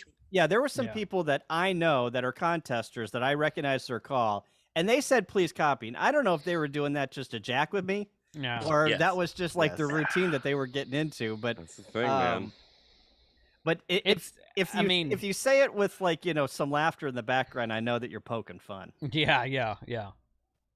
I like if I say please copy, I'm poking fun. It wasn't you, Mike. It was the station you were working. Okay. That said that. So, but no, I was like, oh, he said please copy. I gotta get that on video. There's an absolute ton of did you post that somewhere, or what are you doing with that? No, I haven't I haven't finished the editing yet. Oh, so well, just do with that what I did to Frank on my other YouTube channel. There you go. Oh yeah, that's a good idea. Yeah, I might do that. that was awesome, but a little repetitive. Yeah, that was the point. You could have made that a 60-second video and put it on TikTok and Instagram Reels. I don't care. It was actually like a 10-minute video, and then I just cut it down to the length of the song. Because I just kept copying and pasting. I was thinking like, there's like 24 hours of like narwhals. I was like, should I just do like? Sheesh. Okay, so Kyle. Steve is running your dashboard, and he already showed us what his dashboard looks like. Oh, yeah, you show you mine? Yeah, you should be able to share. You're going to show me yours, I'm going to show you mine? That's right. Yeah, that's right. All right, overachiever. Let's go. I was going to say, his is cleaner. Let me see a lot of green. Let me pull it up here. I'm going to have to get, Kyle, I'm going to have to ask you to create one of these dashboards for GMRS users. We're going to send it to Randy over there. How many people can you contact on GMRS bands? Yeah. Actually, that would be a fun contest to work some GMRS simplex. That would be a fun thing to see how far you could get and how many people are actually DX or whatever you guys call it on GMRS. yeah. Learning the language. Hey, learning, yeah. And then he's gonna teach everyone to start saying, "Please." We're slowly brainwashing him. He doesn't know it yet, but that's what we're doing. He'll have his ticket by what? By Christmas? I know you can get at least 10 FARs. Right. Yeah, see, he's learning the language. You're gonna have to pin his video. I got it. So here's what's going on. Well, you've made all those contacts on CW and sideband. Wow. Yeah. So overachiever. I got a full sweep on CW and a full sweep on single sideband, and I'm working on digital. Sheesh. I was going to say, and 20 is a wall-to-wall right now on FTA. Oh, I know. Yeah. So anyway, if you want this dashboard, you can go over to my GitHub. It's got a bunch of bugs in it. Steve and I were working on it today or yesterday, and like Steve was just like, "Hey, was this supposed to happen?" I'm like, "Oh crap, you found another bug." So it's at will, but as I've been playing around with it, basically, if Steve probably talked about it correctly. It's just a tracker to track the 13 colonies, and all the 13 colonies are on here with the bonus stations. You enter in the log window. His look just like yours, but with a lot less green in it, Kyle. I don't know why that is. Yeah, like I said, I don't do CW yet. So it's so it just tracks everything, right? And then because sometimes you don't want to put the 1x1s in your log, so I just made a tracker, and it turns green whenever you work them. Who doesn't want to put 1x1 in their logs? Why? I don't know. I don't log. I mean, the only time that I log is POTA or contest, so I really don't. I'm a bad. Don't listen to me. I'm a bad ham. I'm a sad ham. At least you're not a sad ham. Yeah. Hey Kyle, what's your GitHub? Just for people who are curious. Yeah, just my name, Kyle, Kyle Krieg, Kyle Craig, and that's my GitHub. Or you can go over to the Node-RED Groups.io and pull it from there. Yeah. Or you could go back and watch my video I did with Kyle 2 weeks ago. Well, this is a different one. Oh, it's a different one than you shared? shared? Yeah, it's a totally different one. I thought you had like templates or something. No. Okay. Okay. Don't tell my employer, but I had a 3-hour meeting that I wasn't productive in, and I decided to program this during the meeting. You were productive, just not for the meeting. Yeah, they're just like, Kyle, do you have anything? I'm like, nope, I'm good to go. I just programmed a dash. I read that contract I signed for engineers at my company. No way in heck you're going to catch me doing anything MO related during company time. Hey guys, I gotta sign. Guys, excuse me. I gotta sign off. Neighbors are blowing some nice stuff up, and I don't want it coming onto the screen here. So I'm gonna say, no, you want to join? Come on now, be frank. I was gonna say we're playing the game here. Is it pew pew or is it fireworks? The hood will never know. Right. All right, guys. Everyone be safe. Don. I appreciate it. Later, man. Thanks for joining. Bye. Cool. Well, good. So I fired up. I recorded a video but I came home from field day and my antenna had fallen down. Ooh. And I thought that the coax had broken. This was the last antenna I had up without M&P coax, so I thought, okay, good. My coax broke. I'll take everything down. I'll put up a new antenna. I'll put the good coax. Well, turns out that I had a pulley system on top of my push-up mast, and the actual rope in the pulley is what broke. Okay. I was wondering, because I'm going to do the exact same thing you did. If that fell down, No, that didn't. No, that the push-up mast is fine. No, it was actually, well, it was a combination of the rope and the loop in the top of the N9 SAB antenna broke also. Now, to be honest about rope though, it will degrade in the sun over time. So it will, but this rope has been up for like 4 or 5 years, so I was not too disappointed with that. I wasn't too disappointed with it. So anyway, I took all that down yesterday, and I got my new high-powered Radioman 79 off-center fed dipole out that I've had for a few months that I've been meaning to put up. It's rated at either 6 or 800 watts, so I can put my KPA 500 behind it if I want to. And so I put all that up today and strung it up, and I wanted to make sure it was working. So I haven't put the final, I haven't weatherproofed it yet on the PL259 connection, because I wanted to put it up, just make sure all the SWR was good and everything, make sure I wasn't getting RF back into the shack, and everything's working fine. But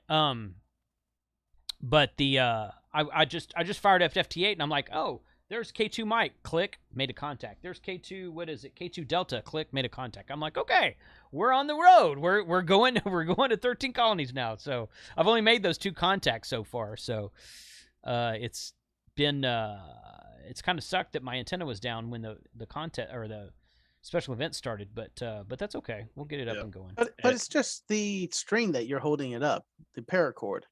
So it was just replace that. Right, but it broke at the top of the pulley and it all fell down. Yeah. So I had to take the entire mast down so I could restring it through the pulley, which is 27 feet in the air. Didn't have Messi and Poloni coax on it. The and coax Kyle, wasn't who are the you trying to problem. work? The coax wasn't the problem. Yes, it was. No, it wasn't. I'm just sniffing. Oh, because GB13's on 20 meters FT8. I just started calling GB13 COL. All right, here we go. Yeah, I was looking at it. Only use Messi and Poloni on the farsometer. On the you cut out for a second there, Randy. Say that again. Yeah, you on the farsometer. I think your internet dropped a bit at Randy. I thought I saw him using Hyperflex 5. I'm talking about your Messi and Poloni. Yeah.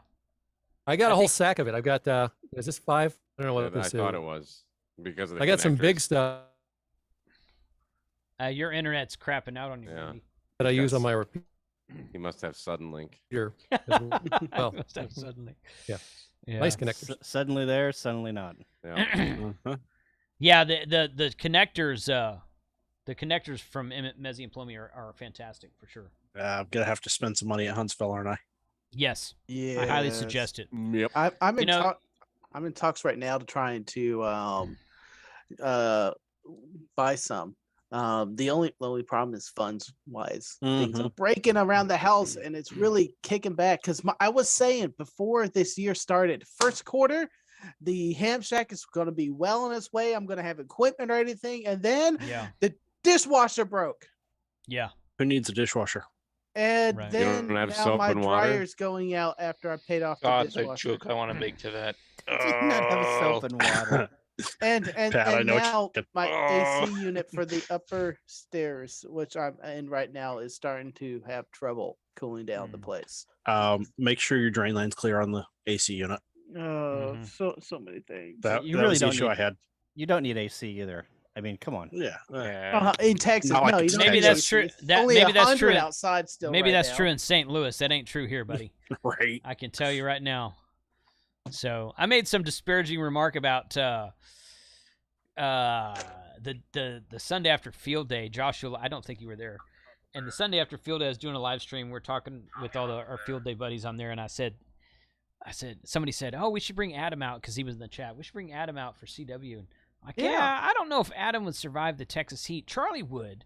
And then Adam starts going on this rant about how it's so hot in Southern California. I'm like, well, that's probably a good point. He's like, it gets up to 112 here. I'm like, okay. All right. Yeah. Well, that's fair. 112 in Death Valley, but is he living in Death Valley? No, I don't know where he. No, remember, most of Southern California is a desert that we cart water into to make it green. No, you don't. You drain it. You drain it out of Hoover Dam. You don't cart water in there. Whatever. Well, that's carting Steal water it from Salton Sea. Yeah. Desert.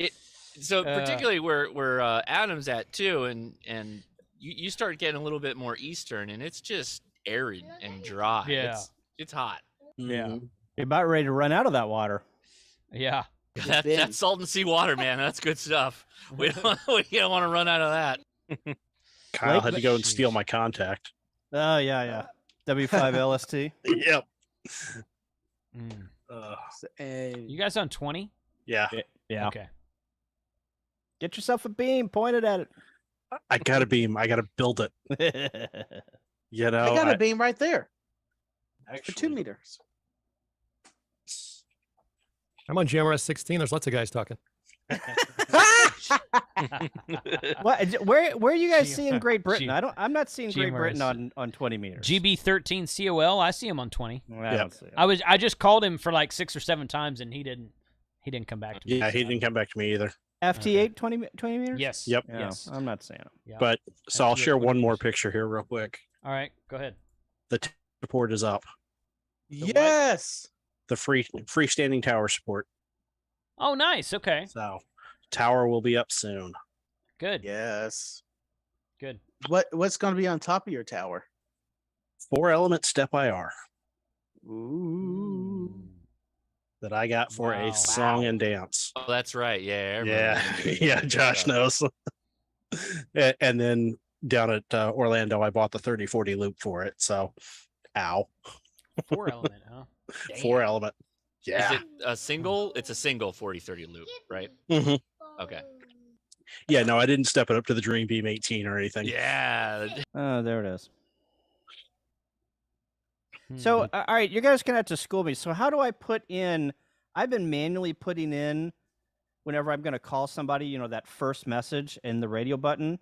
Do I just have to manually put that in? No, or double click their contact. Well, yeah, but I do when somebody else is calling GB with the brackets around it, and whenever I double click it, it puts that other call sign in. So the GB has to be the So when you see it on the screen, you're going to see one call sign and then the second call sign. The second call sign is the one you're actually hearing.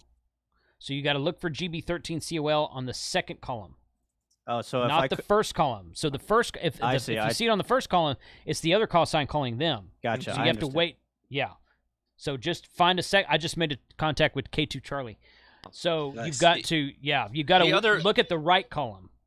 The other way is you just type it in underneath the frequency and then hit the button that says generate standard messages. Yeah. Okay. So I can. Yeah. Oh, so okay. Too. Here under the DX call. Yeah. Type in the call sign and then click the gray button on the right hand side that says generate standard messages. Do it now. I wonder if we can do FT8 on GMRS. Is digital modes allowed? Not without making the FCC sad. No, they didn't they just allow for GMRS data packets for location? You can do short transmissions. I don't know what an FT8 is, but it sounded digital. It's one more than an FT7. Right. Correct. Yeah. It's like 15 seconds of digital data. You can do All-Star. They have an All-Star GMRS network. Ooh. But that's not transmitting over GMRS, right? Right, but you've got data packets now you can do on GMRS. Connecting GMRS. Year, right? Yes, it's connecting GMRS repeaters and/or nodes over the internet to one another. Right. Okay. I thought we were talking about transmitting data over the GMRS. Well, we're talking about both. Oh, see, you guys just confuse me all the time because I don't know what the hell you guys are talking about. Stick around, Pat. Fair enough. Yeah. It takes time. It takes time and a lot of fun. Some guy was calling CQ POTA on FT8, and I had to double click on him. So, yeah, absolutely. But yeah, so I've got K2. Oh gosh, Bravo, Charlie, Delta, and Mike. So I've got 4 right now, and all of them are FT8. But that's okay. I'd like to get them on sideband. I might fire up to 7700 tomorrow and get some sideband going. You got to sit on the front porch with a beer to get them. I found. I can sit in the shack with the air conditioner and beer. I bet I'll get them there. Every time you make a contact, you have to fire off a brown Bess from the Yes. A cannon. Kyle's calling. I've got some double-aught buckshot in the KSG. Yeah. Actually, no. In the KSG, I got some real nasty self-defense rounds. It's like a 1 ounce slug. They've got duck rounds now. 3 double-aught buckshot behind it. I've seen those. I really want to come out there. We talked about this a second ago. I want to come out there and visit PSA one of these days, Steve. Yeah, come on. I got to join that trip. I've emailed those guys a few times. That Josiah out there, he's a cool dude. Yes. So, I have some things of theirs I own. They keep coming out with new renditions of their dagger, and I'm like, okay, I need that one. Okay, I need that one. They have an edition of the Delta Echo 50. Yes. That is after POTA or POTUS 50. Yes. It's got his likeness on the side. Yes. That the price tag on that thing is redonkulous, though. Yes. Yeah, I agree. Kyle, I will work you. No, I know. I don't. Guy. No, I don't want you anymore. Well, then quit calling me. I did. I quit. No, you did. I just came. I got annoyed. Yeah. They have some awesome sales. I'm trying to work the POTA guy. PSA has a 4th of July sale going on. They got a bunch of 4th of July sales. The dagger is reasonably priced. It is. The dagger is a very reasonably priced pistol. Now and that's the knockoff of another famous manufacturer too. It's not a knockoff because their patent expired. Well, that means now it's the knockoff, generic. It is, but it's not like an illegal knockoff. No. So, but yeah, that's a freaking cool weapon. It really is. So I'll get some videos with that. They got some ones that have my other channel. Naturally threaded barrel for more freedom. Yes. Expression. Yes. Yep. Puppy cam. All right, that guy didn't want to answer me. Oh, Israel 4X1 uniform foxtrot. He's a negative 24 to me. I probably couldn't get him. Got to get that meme up. He's up there though. I'll try him. What the hell? I hear Whiskey Mike 3 Pen on 7191. Yeah, he's calling 3 calls right now. I'm waiting to get him when he goes to 4s. Nice. People who do it by the numbers should die. Yeah, there's an Italy station, especially when they LZH. Especially when they can't count, because I've heard those guys do it by the numbers and they'll like skip 4, or they skip 5, they skip 6, and I'm like, learn to freaking count before you do it by the numbers, bro. But those pileups are unmanageable. I mean, I was listening to one this morning. Oh my! The number of lids outnumbered the people of actually calling correctly. Yeah. I don't know. I've worked pileups in Costa Rica, and if there's a lid out there, I just ignore them. Jason, did you say they don't know how to count? Like they don't know how to count numbers? I'm joking and exaggerating, but like they'll go, okay, everybody in call zone 1, call zone 2, call zone 4. You skipped 3, you dumbass. Come on. I thought counting was part of the test to become a ham. No, you don't have to count. You just have to add. You have to add, but not count. Right. But we allow a calculator, so it's okay. Right. Yeah. And hands and toes, fingers and toes. That's right. Yeah. Oh, there he is. Hey, W8BRBY working POTA. There we go. All right, buddy. Where the hell is Dodecanese? DODECANESE. It's a station calling CQ. His call sign is Sierra Victor 5 Alpha Zulu Papa. It says his country is Dodecanese. I've never heard of that. I don't know where the hell that is. It's in Dodecanese. It's in Dodecanese, I guess. There you go. Oh, Greece. You don't speak Dodecanesian? It's Greece? Greece, yeah. It's Greece. Okay. Okay. There Funny. you go. She doesn't look Jewish. And now you know. She doesn't look Jewish. Okay, so it's 8:20. and I'm perfectly willing to keep going. Rhea is not streaming tonight. She put a message in the Discord that she's going to stream tomorrow night. So if everyone's cool to hang out, we'll hang out for a little bit longer. Is that good with everybody? So pour some more whiskey? Yeah, I'm going to go get another beer. That's what I'm saying. What's more American than bourbon? Okay. Yeah. My radio and show you guys. It's actually a separate DX from Greece. I keep cutting out. Your internet's not. GMRS.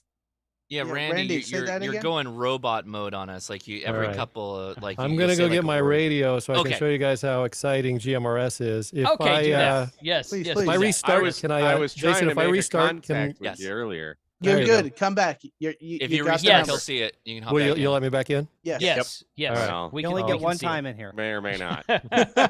No, you're good, man. You're good. That pile up on 191 is ridiculous. I just work KCC.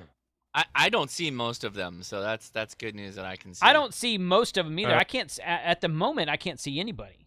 So while you go get a beer, Jason. Oh, I see Jason. I got the playlist for Monday Night Ham Radio up. Good, you share that then. And right now it consists of just Tank Radio. Well, he just left. I'm about to razz him. He needs to get me his video. Yeah, good luck. K2G. I see that. You can add my Mailbag Monday video that premieres at 3 p.m. Central. Sure. Just shoot me the link. Anyone. Monday Night Ham Radio. Right now it consists of just me. Usually though, Temporary Offline and Jason, both of them shoot me a video late tonight or middle of Monday. But I wish I had a lot of people to read off. What time slot you need, Frank? Man, the playlist is open. We have Jason, which will probably run a 20-minute to 10-minute video, which he normally does. Then 6 o'clock is me, Tank Radio, and I'm going to do a 9-minute video. What's your channel? Tank Radio. Where's that mute button? Hey, I am in control, co-host. I know. Oh, I got the POTA guy. I start at 6 p.m. and I then after that it's going to be open till 7 or 6:30.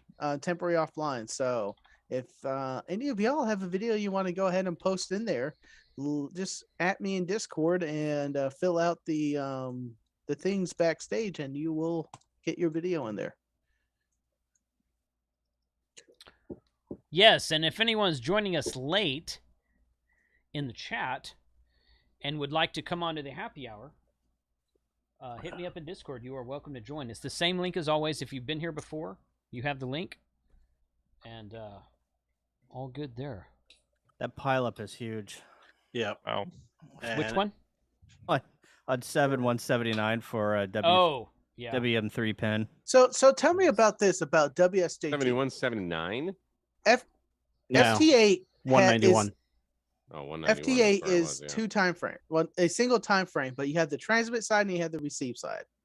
So when you're receiving, the other guy's transmitting. How do you swap time slots? I'm going to use time slots because I think that's the first. You just click the thing that says call first. Right.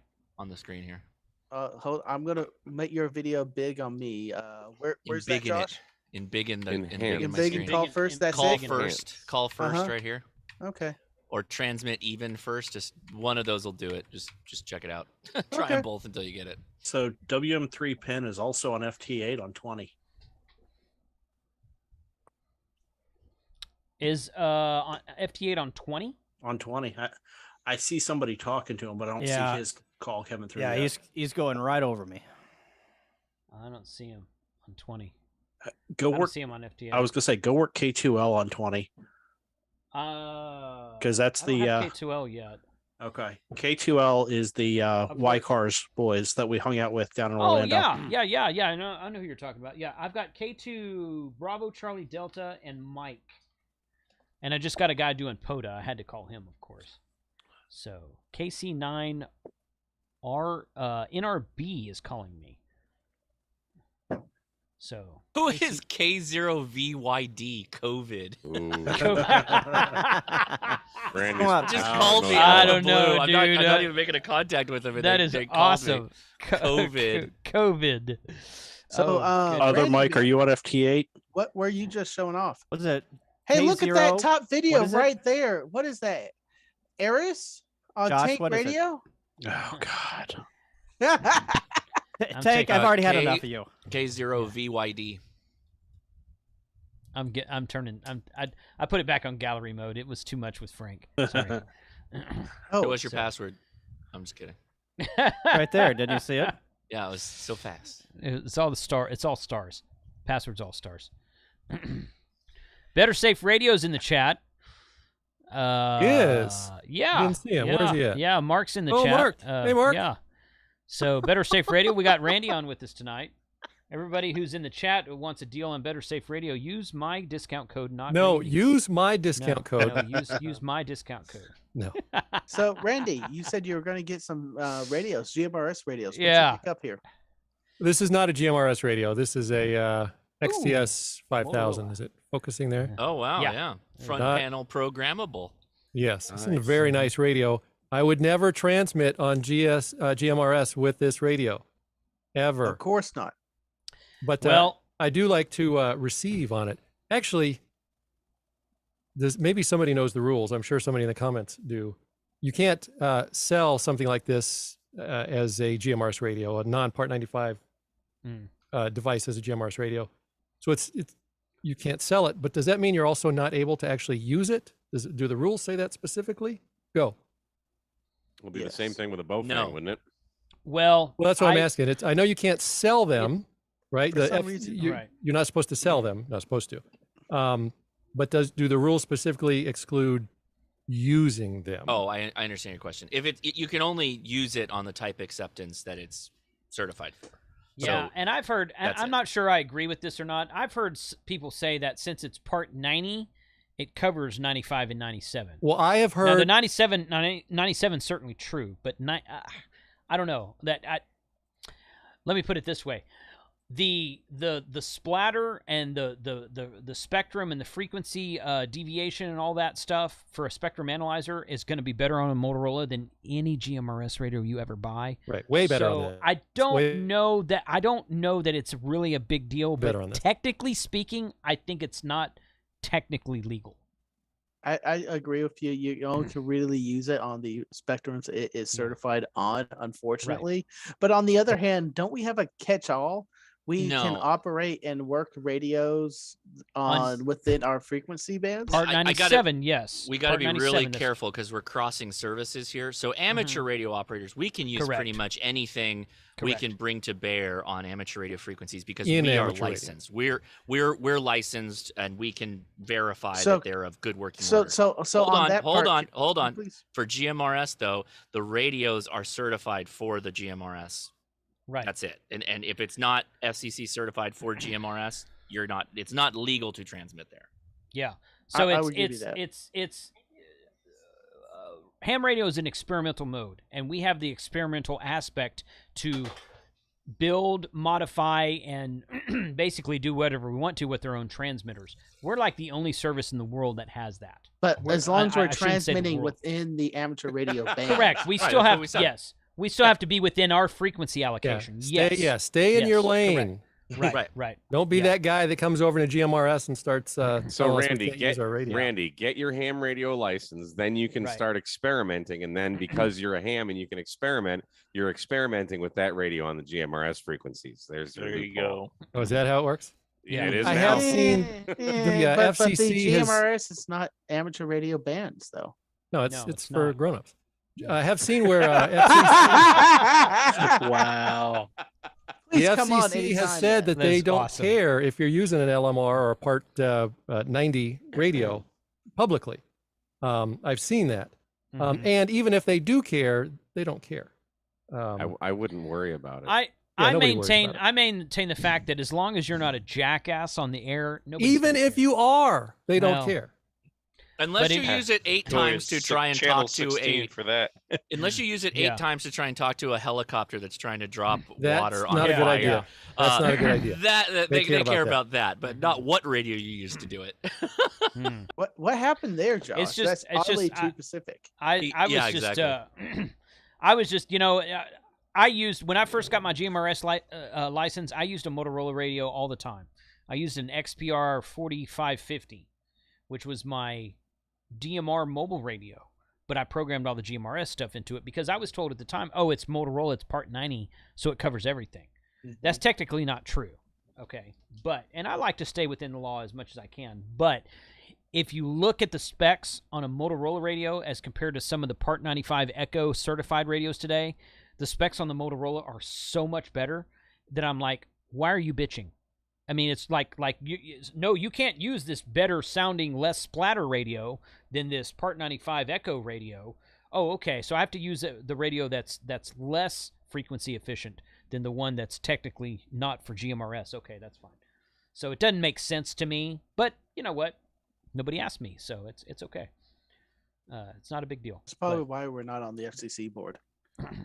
Oh Lord, I don't think I want to be there. They want to keep it easy for the GMRS, right? Just knobs and dials. Knobs and dials. Buttons. That's right. Buttons. Yeah. One or two. So buttons. I got a new beer. And let's see. 4 basic food groups. How did I do that? There we go. 4 basic food groups, which is candy, candy cane, candy corn, and syrup. Oof. Where did that come from? Mike, you should know that. The Will Ferrell Yes. Elf. Yes. Very good. Yeah. So this tastes like basically liquid candy, peppermint candy cane. Oh God! Wow. Why would it's a total Smokin' Ape beer, like Smokin' Ape beer. Oh yeah. It's actually quite tasty. See through it. They were. This is a Christmas beer. They had 4 packs of this and the hot chocolate for half price because they're trying to get rid of them. They had too many of them. I guess the hot chocolate was a winter beer also. It's Christmas in July. Like, yeah, exactly. Yeah. So there's a radio. Ooh, what radio? Which one is that? It was a Wooshon. Oh. So Wooshon. UV9GX Pro. Ooh. Pro. You know something is really good when they have to put Pro on the package. Oh, yeah. Only for if they put, so you guys don't have Pro radio. That didn't help your internet. In ham. We have tactical. If we want something to be really cool, we put the word tactical on it and paint it green. Or brie. So yeah. So what would make the radio pro? Is it gonna be more options? You said it's pro. The same. It's pro. Yes, the pros. Does it have more bands? No. More operable? More power? It's the volume knob goes to 11. Oh, there you go. Yeah. Makes all the difference. It means you make money when you use it. That's what makes it pro. That's it. Right. Yeah. It's lost its amateur status. That's right. Yeah. It's gone from amateur to pro. Right. Gone from suck to blow. Yeah. Right. She's gone from suck to blow. Name that movie. These are all movie quotes, guys. By the way. Go all night. Spaceballs. Most of them have been from Spaceballs, I think. She doesn't look Druish. She doesn't look Druish. Blow. There's a bunch of them. There goes the neighborhood. There goes the neighborhood. There goes the neighborhood. Oh my God. I got a for those if you guys got nothing else better to talk about. Redivis sent me a RA25, which is a dual band. Dual band? Yeah, it's a ham. Wow. RA25. RA25 is a GMRS mobile radio. I just did a video about it. Maybe it's the RA86. They sent me a box full, and this was in there. I thought it was RA25. Don't make me go grab it. They sent me a ham radio, and I don't know what to do with it. I can't figure out how to turn it on. I tell you what, Randy, power. Send it to me, Randy. I'll figure it out and send it hit back me up. to you. Hit me up this week, Randy. We'll get on Zoom and we'll record I know a video how that to you turn can it on. I know that. I know that. I just don't want it. So you who wants the RA? Yeah. RA25. RA25. Give it away. Well, maybe they have it. Maybe mine's an RA25G for GMR. They do make an RA20. RA25 dual band mobile radio. It's mobile, 20 watt. Okay. Imagine how many more subscribers you'd get if you gave away a ham radio. You'd be killing it. Yep. You did a giveaway just about a week ago, right, Randy? Just the other day. Yeah. MXT Midland 575.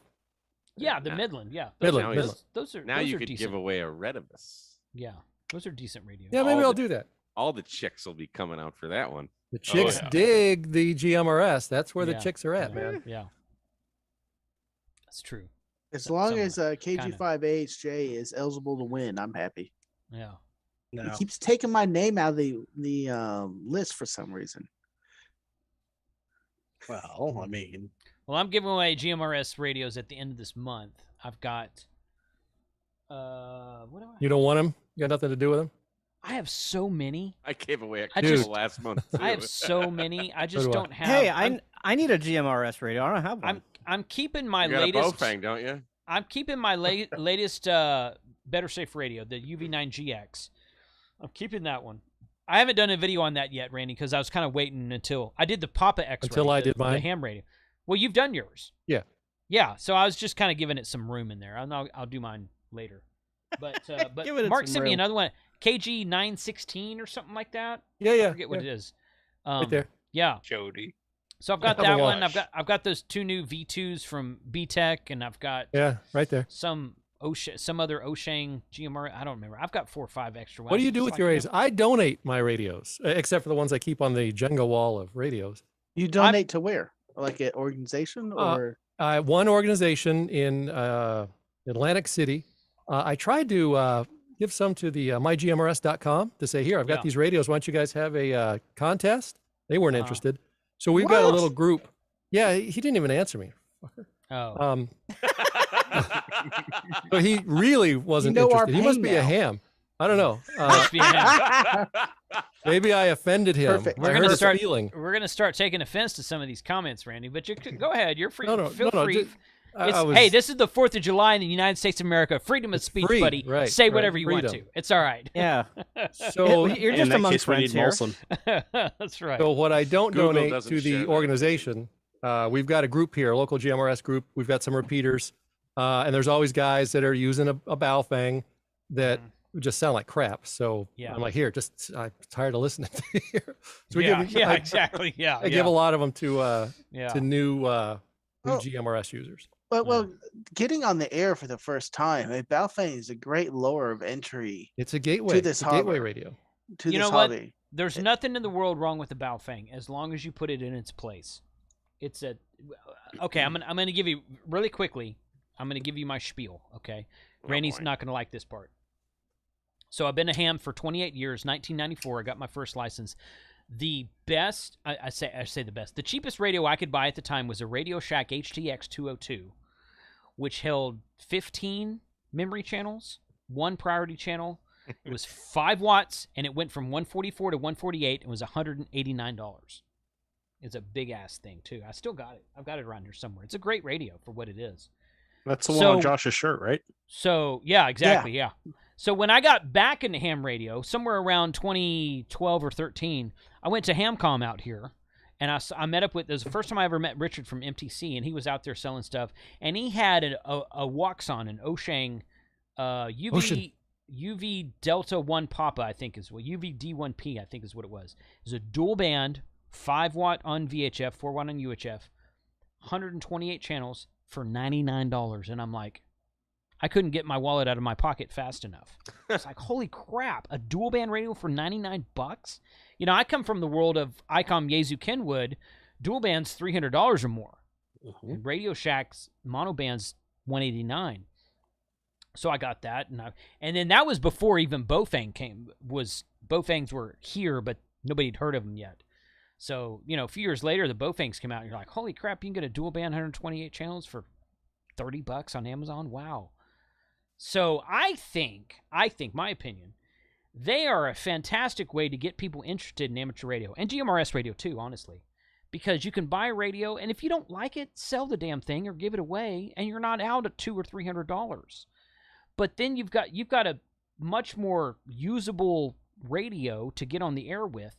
But I don't like these hams that come along my channel and make comments say, well, I've been a ham for 8 years and I still use my Baofeng. I'm like, expand your horizons, bro. It's okay to upgrade yourself. It really is. But because that's an entry level radio, and it's great for an entry level. I agree. And if you're still using it 5-10 years down the road, If you're going out hiking and hunting and you're afraid of losing it in the field, fine, no problem. I do that. I do that myself. But if you want to use a really good radio, once you start using a Yaesu FT5 or an FT70 or an ID52 or this new ID T10 that's out from Icom, XTS 25,000, or that, or a Motorola, if you really have way too much, if you have a lot more money than brains, then you can get a Motorola radio, and you're going to notice the difference. You're going to notice the difference in quality of receive back to you. You're going to notice the difference. People are going to give you better audio reports over the air. Motorola? So nothing wrong. Nothing in the world wrong with the Bofang. Just understand where it's placed in the lineup of radios. That's all I'm saying. So, I don't think anybody would disagree with that. Well, maybe in the comments. No, I agree wholeheartedly. It's a great lower entry barrier. If you get your ham license and you go out and say, I'm ready to do ham radio, and the only thing that the first radio you're looking at is $200 to $300, it's sticker price shock. Like, why did I get into this? Right. So this will get your feet wet, get you interested, and like, yes, this is something I'm willing to drop the nice money on to get the other radios. And like you said, Baofangs, I can't count how many I lost. Literally, I don't know who they are. Yeah, they're gone. And I'll tell you what, and I'm not going to get on. I could talk about this for the next hour, but I'm not going to do it. People who think that ham radio should be free. Ham radio is the best hobby in the world. That's my opinion. Define you may not free. agree. That's okay. Free. But it doesn't, thinking that everything should be cheap or free in ham radio degrades the hobby. I mean, well, you don't want to pay for stuff, then don't pay for stuff. That's okay. Bitching about it is not the answer. So show me a hobby that is free. Exactly. Yeah. My God, I went to that Overland Expo East in Virginia last October, and I'm walking around looking at the prices of the stuff on these tables, and I'm like, if there were any ham operators out here, their heads will literally explode from these prices that are out here. I'm like, oh my goodness. I mean, and I'm like, I'm walking around looking at stuff, and I'm like, okay, that's okay, but this is good quality here. I understand why they're charging that price. And I don't mind paying extra prices for quality products. That's why I have the best HT that ICOM has right now, and the best HT that Yaesu makes right now, and the best HT that Anytone makes right now. I own all of those, and I think I paid full price for them. I might have gotten a little bit of a discount, but I didn't get any of them for free. Just got POTA catfished. Do what?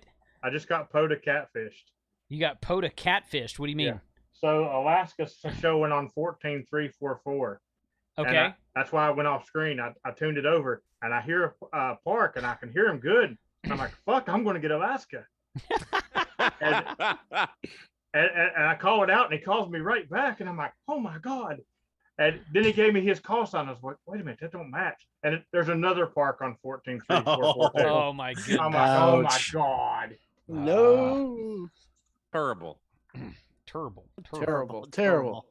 Anyway, I don't subscribe to this whole, ham radio that's way too expensive. Ham radio should be free or much less. It's equipment. It's just part of the equipment you're buying. So, you got the license to get on and operate on the bands. They're saying the equipment should be free or the license should be free. I think they're saying the equipment should be free. When you think about it as a hobby, you could buy a really good radio and a really good antenna. You'd be good for like 5, maybe 10 years. Agreed. Right. Agreed. Like most hobbies, you have to buy the latest upgraded stuff. Like even like I'm into 3D printing.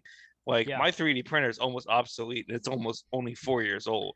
Yeah. Like yeah. It'd be crazy to throw away. Get into computer gaming and play the latest Fortnite or whatever the hell the latest game is. Your $3,000 computer you buy today for gaming is going to be obsolete in 9 months. Get into Jeeping. Even JEEP. Oh yeah. Just empty every pocket. Yep. And then you get into rock crawling. I've never heard that. The next level, rock crawling, where you break things every weekend. Oh my gosh! You guys should get into gardening. That's a real Time sucker. Gardening. It's an Gardening. age-old. Okay. It's the age-old ham radio thing where people complain about the prices. Right? Yes. They love hams love to complain about prices. The only caveat, but then Jason, they brag about the prices when they say, Exactly. "Oh, I've got this $800 radio." It takes You're all a jerk kinds. if you use a $25 radio. It honestly takes all kinds. Like hams are every color of the wind, basically. Yes. But Yes. I agree with Jason. The only thing I'll mention is like, it's a tool. If your tool is a Baofeng and it's doing everything you want to do and that's all you want to do, and you just talk on a repeater that you can see from outside your door and you sound fine and everybody hears you fine, you don't need anything else. Wonderful. That's great. If you get interested in other aspects of the hobby, which the hobby is so diverse, you might just find yourself looking at satellites going, boy, I want to do FM satellites. Well, for that, it's probably not the best, or you need a second one at least. Right. So it's not that Baofeng's bad or good. It just is, and it's cheap, and if it does what you want, then you're probably fine.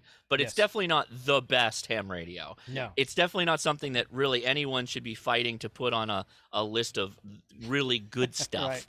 It's just a wish tool. list. I like the guys that are walking around carrying the like $3,000 and $4,000 and $5,000 AR-15s with all the decked out Picatinny rails on and they have the UV5R in their pocket. And I'm like, start carrying a high point, and then I'll believe all the crap you're talking about. Right. So I'm not going to spend that much. Well, then go buy a high point.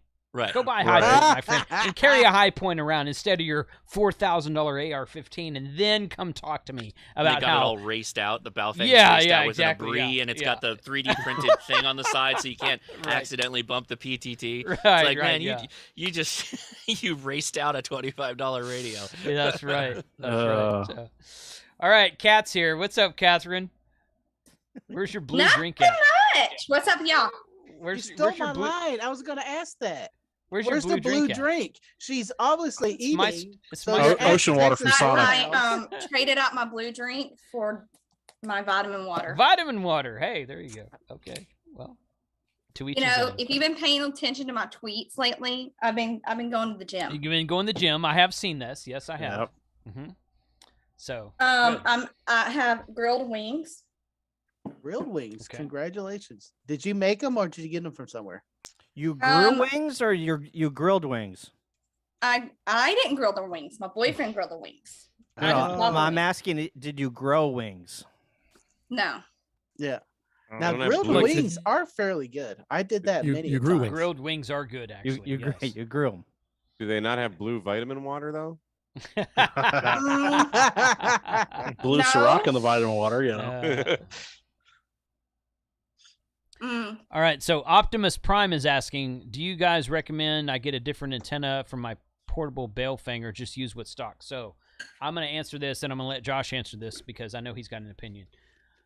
If you have a Baofeng UV5R, they suck. Get rid of the antenna and put like a signal stick or a Nagoya or something on it.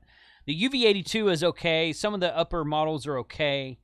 You're going to do better with the better antenna. The UV5R and those likes of Baofengs, those antennas are trash. I tell people to throw them away. But anyway, what do you got, Josh? Yeah, I mean, if you're going to go bashing around in the woods and get it all messed up, then you might as well use the stock one. I mean, that's the time for that. But if you want something good, signal stick, it's just a universally good antenna for both VHF and UHF. And then you can do something like the smiley antennas that you keep in the bag. Oh, those are telescopic. You just go out. I'm telling you that the half-wave smiley antenna, which this is, half-wave smiley on 2 meters, and the MFJ Long Ranger is a winner. And then if you're going to be like semi-permanent, maybe at a campsite or a picnic table, set up a roll-up Slim Jim for 2 meter and 70 centimeter. That's or an Ed Fong. Or an Ed Fong. Yeah, exactly. That's what I'm talking about. Yeah. So the Smiley antenna is actually Better Safe Radio is selling Smiley antennas now. He sent me a couple of them, and I'm testing them out, and I really like them so far. So I've never had one, but the Signal Stick. I told the guys at Signal Stick when they were at Ham Study guys at Convention, I was like, you guys need to make a freaking tri-band antenna. So they were like, yeah, we know, we maybe we will. But, so the best performing antenna that goes on the radio to date that I've tested is the MFJ Long Ranger, and identical performance out of the Smiley half wave. So for everybody that says MFJ makes garbage, find me another antenna that works as well as that Long Ranger. You can't. It's very good. Josh, MFJ, I have a question about the telescoping antennas. Yes. Because a lot of people have asked this, and I don't know the answer. So, of course, we're using ours on GMRS, but I don't think it makes a difference. When you extend it and contract it, or whatever, make it bigger, and change the length, does that change the tuning and the SWR? Absolutely, yeah. It changes the resonance point. So these can work. Some of them. The Smiley has a tri-bander, and literally it'll say on the instructions, use 4 segments, and that's 1.25 meter. And if you bring it like really, really short, then that's high frequency. That's going to be closest to GMRS / 70 centimeters, which is the ham band, adjacent ham band. But yeah, absolutely. You're literally changing the length, so you're changing the resonance point of the antenna. Yeah, correct. That's what I thought. I just didn't know. Thank you. Yep. You got an awesome helper behind you, Josh, helping you demonstrate. Yeah, I've got my helper Ben's been golfing. We're actually going to hop out of here, I think, to go sort out dinner because Mom is volunteering in a fireworks stand. Selling fireworks right now for our local gun club. So she's out there to volunteer. So hey, big times in California. CCWs, right. Everybody. CCWs all around. You get a CCW and you get a CCW. Same just stay off the database, and then your information won't be exposed. Yeah. I don't know how you do that, Frank. I don't know that there's a. I was gonna say. We're going to head out, though, so thanks, guys. I will talk to you. Everybody have a great 4th. I don't know what I'm going to do, if I'm going to live stream or not, but something, maybe. Or post a video. I'll go edit a video right now, Frank, and maybe I'll drop tomorrow. Yeah. Cool. Bye, Josh. Yeah. Later, man. Yeah, 7-3, man. Bye. We'll give it another 9 minutes, and we'll shut this down. Yep. That'll be at the top of the hour. So thank you, K1DEF, for the super chat. What is the best lightweight antenna wire to get for multiband HF? Mike, you go ahead and answer that. I'm sorry, Satan was distracting me. What was the question? What is the best lightweight antenna wire to get for multiband HF? It's a very subjective question. Well, that's a fantastic question, one that I'm actually answering tomorrow on my channel on my Mailbag Monday video.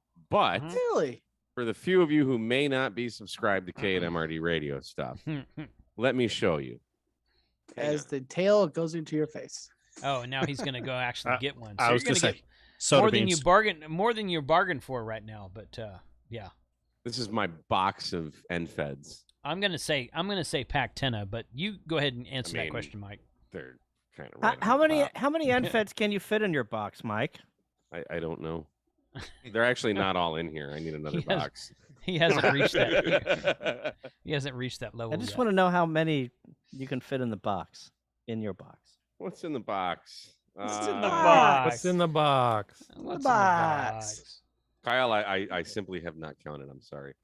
So these look different, but they're almost exactly the same.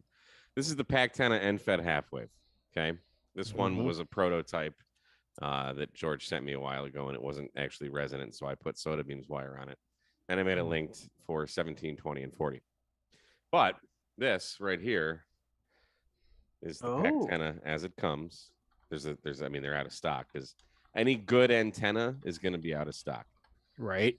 So go to pactenna.groups.io.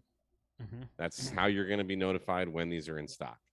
This is by far the absolute best small portable multiband antenna out of all. I mean, if I have just a box for NFEDs, imagine how many other antennas I own.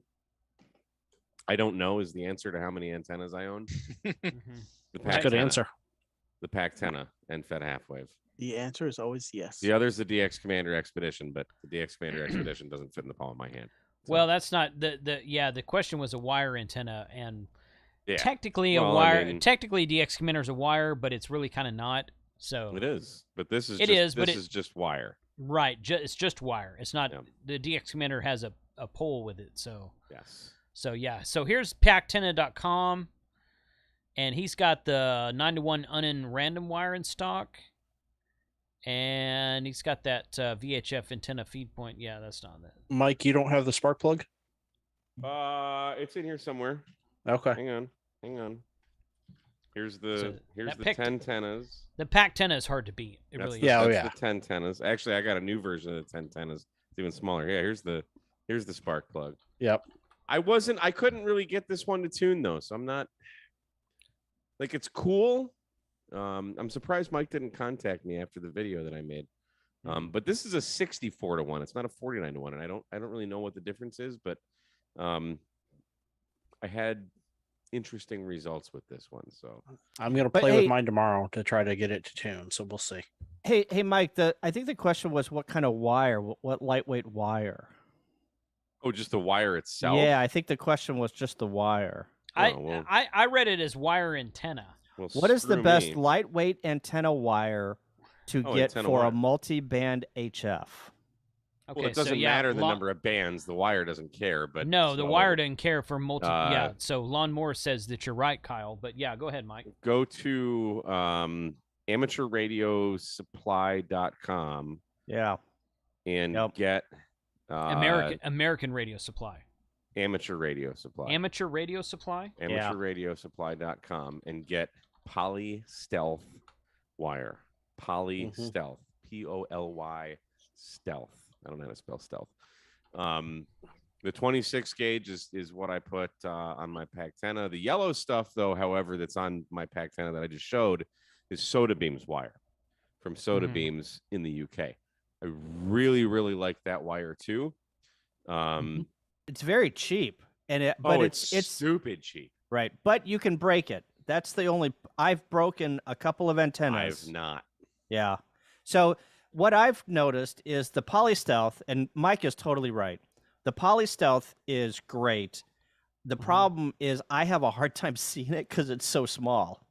Yes. Well, that's not a problem with the wire. That's a problem with you, buddy. Correct. I know. I hear you. Yes, it's also a problem with wire. others. I know. I hear you. The performance of the wire. You're is good. sounding like a true ham, Kyle. So on 75 meters, this conversation would be valid. So, but the problem that I have with the Poly Stealth is it's black and it blends into the background, and I have a hard time. I've literally hung myself a couple of times. Say with the the thing. name of the wire. Just say the name of the wire to yourself a couple times. Poly Stealth. It's stealth. I like the Soda Beams because it's yellow. Supposed to be. I do too, and I wish to God Poly Stealth came in yellow. I do too. I really do. Too. Now, and that's the main reason that I buy the Soda Beams is because it's yellow. I like that high vis. Initially, I wanted it to be stealth, and I didn't want people to see my wire. But very quickly in my portable career, I'm like, wait a minute. I don't want my wire black. I want it to be high vis because people are going, when you put up an antenna, people want to walk through it. Yes. So if it's yellow, there's a slightly less chance. The one thing I've been using at my POTA activation is just the flagging tape that you can pick up at Home Depot. Oh, and yeah? you just tie that onto your antenna, and then it's a piece of flagging tape that flaps in the stream. All the activations that you do, Frank? Yes, all the activations, but guess what happened at my activations? Not one person has walked into my antenna. Well, you just start airdropping pictures of your when you antenna. only have 2 activations under your belt. I got more than 2. He's actually been doing some activations lately. I gave him that G90 and he just went hog wild with it, which I got to commend him for that. I really do. Okay. So yeah. I mean, we can fact check this if you want. He's got 28 activations. Is that right? Go out. Yeah, go to That's put it cute. out. Is that experience enough for you? on it. Yeah. Well, I happen to have James is down there saying that's cute. Some of us have to work for a living, and that's okay. That's a really good. We all have to work for a living. Coming from the guy that's 24 ham radio. That's a day. That's a day. James works. I did not. I never said that I was some of us. Hey, James works almost a full-time job. I was full-time took a day less. He doesn't have a wife. He doesn't have a wife, does he? His wife is a Yesu. Okay. So that's not really a wife. So I'm just saying. So, but yeah, I do ham radio. POTA is part of that. James does POTA and some ham radio in with that. Which, there's nothing wrong. There's nothing wrong with either one. There's nothing wrong with that. I'm just saying that's a different focus, and that's okay. That's okay. POTA, let me tell you something. I've said this 100 times. POTA is responsible for bringing ham radio back to life. Not that it really needed it, because it was never dead the way that people said it was, except for the OMs. But if you don't think that POTA, if you don't think ham radio is active, go out and do a POTA and see how active it is not. You will be surprised. I actually have another really big ham radio hobby. Go ahead, besides What? POTA. I have another ham radio hobby besides POTA. What's that? Making OEMs hate me. Yeah. That just means that you're active on ham radio. That's all that means. Running a pile up on 7.2. Yeah. They bitch Or about just ham talk radio about- being dead, and then they bitch Just- about people getting on ham radio. Right, So right. Yeah. Just talk about DMR or Fusion or D-Star, and you can have OMs hate you all day long. So. Yep. POTA update their terms of service. I just logged in and to find out my number of activations, and it says I got to agree to all their crap again. Problem. that's because you can Be now careful, upload Frank. your own logs. They're trying to get you to agree to log your activations. Be careful. Well, I do log my activations except the Huntsville one, because I sent it back to Dell, a part of the laptop, and I didn't pull the activation logs. Frank, you should deny that. Fail. We're gonna Yeah, I activate do the hell deny out it. of We're gonna activate the hell out of Montesano this August, guys. Yes, we are. Awesome. I'm going to do it on 2 I'm- meter. I'm I'm going to do it halfway- on 2 meter. I'm looking forward to it. I'm halfway thinking about setting up the hex beam at Joe Brett's cabin. Do it. Like We'll again? see. Didn't No, we do I that didn't last set that. time? I didn't set up the hex beam last time. No. Oh, I knew. The problem with that is that I don't want to set it up and take it down a bunch of times. I want to set it up and leave it, but then you got to worry about someone coming by and taking it. So. See, have any of us ever talked to the International Space Station? Optimus Prime asks. That's a good question. I have. Well, I've talked to someone on the repeater, but I've never talked to like any of the astronauts up there per se. I was gonna say field day, but I missed the pass. I don't know if Sean put up the video, but he just talked to him, and he put a video in his Discord. I don't know if he put it on YouTube. KC1NQE. He just talked to him. Yep. Hey, Jason, just put the hex beam up at Joe Brett's cabin and just put a bike lock on it. It'll be okay. I might just tell his wife that she has to sit there and watch it the whole time. I don't know. I mean, it takes someone like 45 minutes to take it down if they wanted to steal it, though. So I bet if they wanted to steal it, they could probably do it a lot quicker than that. So You just run it through the base. all of the they have feet? all they have to do is kind of lean it over, throw it in the back of the truck, and go. So That'll put some wheel chocks on it. Joe Brett says they'll have a camera at a hidden location on the cabin. That's great. There you go. There it is. If we There want to it go is. track down the person who stole it, I'd rather prevent it from being stolen rather than chase down Hey, the that's person. who getting stole into it. a whole nother argument. It's not about ham radio. So somebody's asking, does Randy have a favorite all-in-one GMRS radio? I don't know how you can be all-in-one. I don't know how a GMRS radio is not all-in-one. I was about to but- say that. Yeah. Yeah, there is really no all-in-one unless you mean features and functionality within GMRS. Yeah. So it depends on what I'm doing, or what I'm going to be doing with the radio. I like the waterproof ones, the fully waterproof submersible ones for when I'm out off-roading, especially the lesser expensive ones. Like that Baofeng, whatever I just reviewed, the fully submersible one. So if I drop it or I lose it, I don't care. I like for doing radio that does everything, I like the UV9G Pro, that Better Safe Radio one. I like the KG935G. They're all. I like that one too. They're both good radios. It just depends on how you define all in one. Yeah. Depends on your active GMRS lifestyle. Yeah. GMRS is one band, one mode, pretty much FM. But if you get that So- UV9G, the UV9GX, and the UV9G Pro, they receive everything. Yes, correct. Airband, everything. So that's a really good one. And I think that's the only one. I think it has the widest receive band out of all the radios. That's cool. Yeah, I think you're right. Those UV9, the UV9 series, Right. whatever comes after 9, all of those radios have very 10. wide receive. Yep. So great radios. No, the letters that come after 9. Letters don't come after 9. They do in model numbers and walks-on radios. They do in the Wuxen Ocean world. In the Wuxen Ocean world, they do. UV9 Delta, UV9 Echo, right, keep up, UV9 Mike. Papa. Keep up. I'm sorry. Somebody said that to me in the chat earlier. I think I was. You started talking about GMRS. I started falling asleep. Your eyes there, just so glazed. I was like, what? Well, Yeah.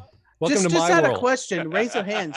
Who actually applied for the GMRS license? I've had mine for 12 or, Well, I didn't I've had apply. mine for 12 I or 13 years. just paid and I got it. And so. just for clarification, just because you have a GMRS license does not mean you are a GMRS user. Right. Oh Very no. different thing. Oh no. No, in the ham radio world, if you've got a license, you know everything. Well, this is true. Did you test it? Well, this is true. So Adam and I had a discussion about that, just like this last week.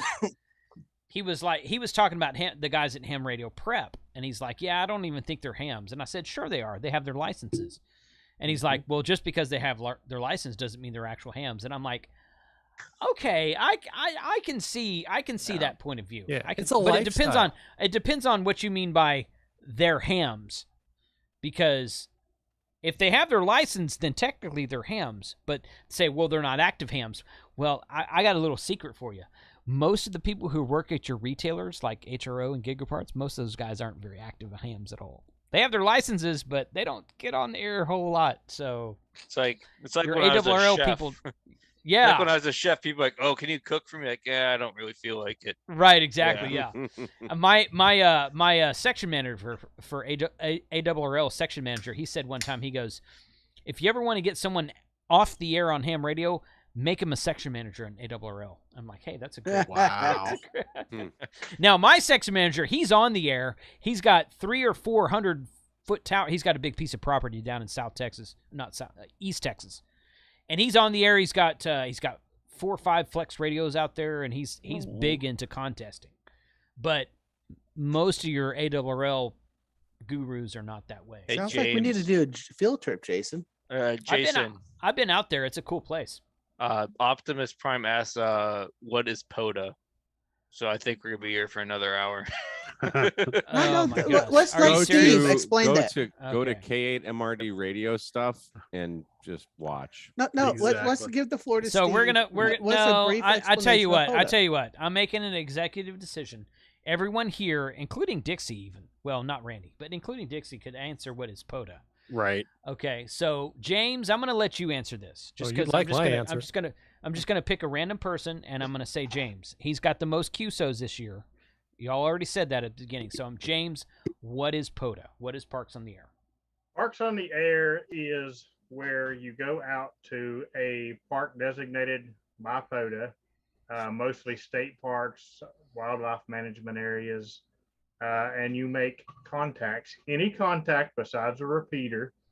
You can make a digital contact, you can make 2 meter, you can make HF. And if you make 10 of those, it is counted as an activation. The activator turns in all the logs. You as a hunter, if you hunt them, does not have to turn in any logs. You'll get the credit through the activator. And I don't want to hog this whole stream because I could talk about it forever. But you can go to Mike's channel or my channel, as well as a lot of the channels here, but specifically those two, and get a lot of POTA information. Very good.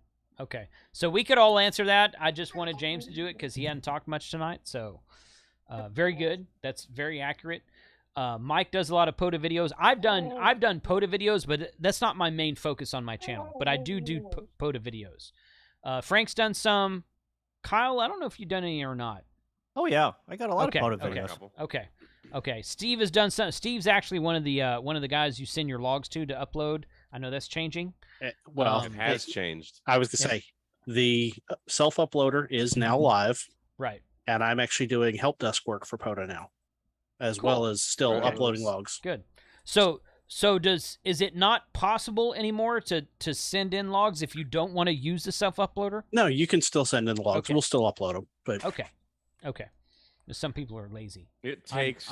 It's easier to upload your own log than it is to email. Absolutely. I agree. It is. I uploaded a log while this live stream was happening. Did you only really? one? Okay. Well, just the one I did yesterday.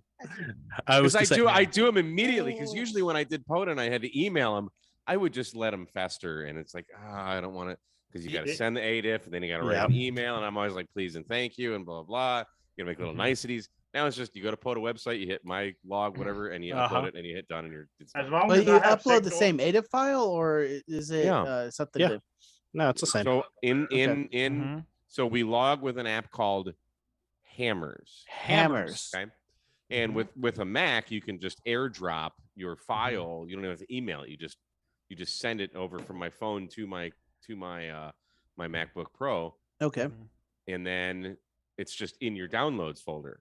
Then you go to the internet machine, you go to POTA and you click on your call sign, and then you say, okay, in the drop down, there's my logbook, something or other like that. Now you go there, you put the file there, just like you would put a file to email it to someone. You check 2 boxes that say, yes, I understand the POTA rules and blah, blah. You hit submit and you're done. It literally takes maybe 10 seconds, maybe. Beautiful. Well, and with the old uploader, we had to do the logs one by one. Oh, wow. I had to go through and select the activator, download their log from the email, upload it, and then back up a page and do it again.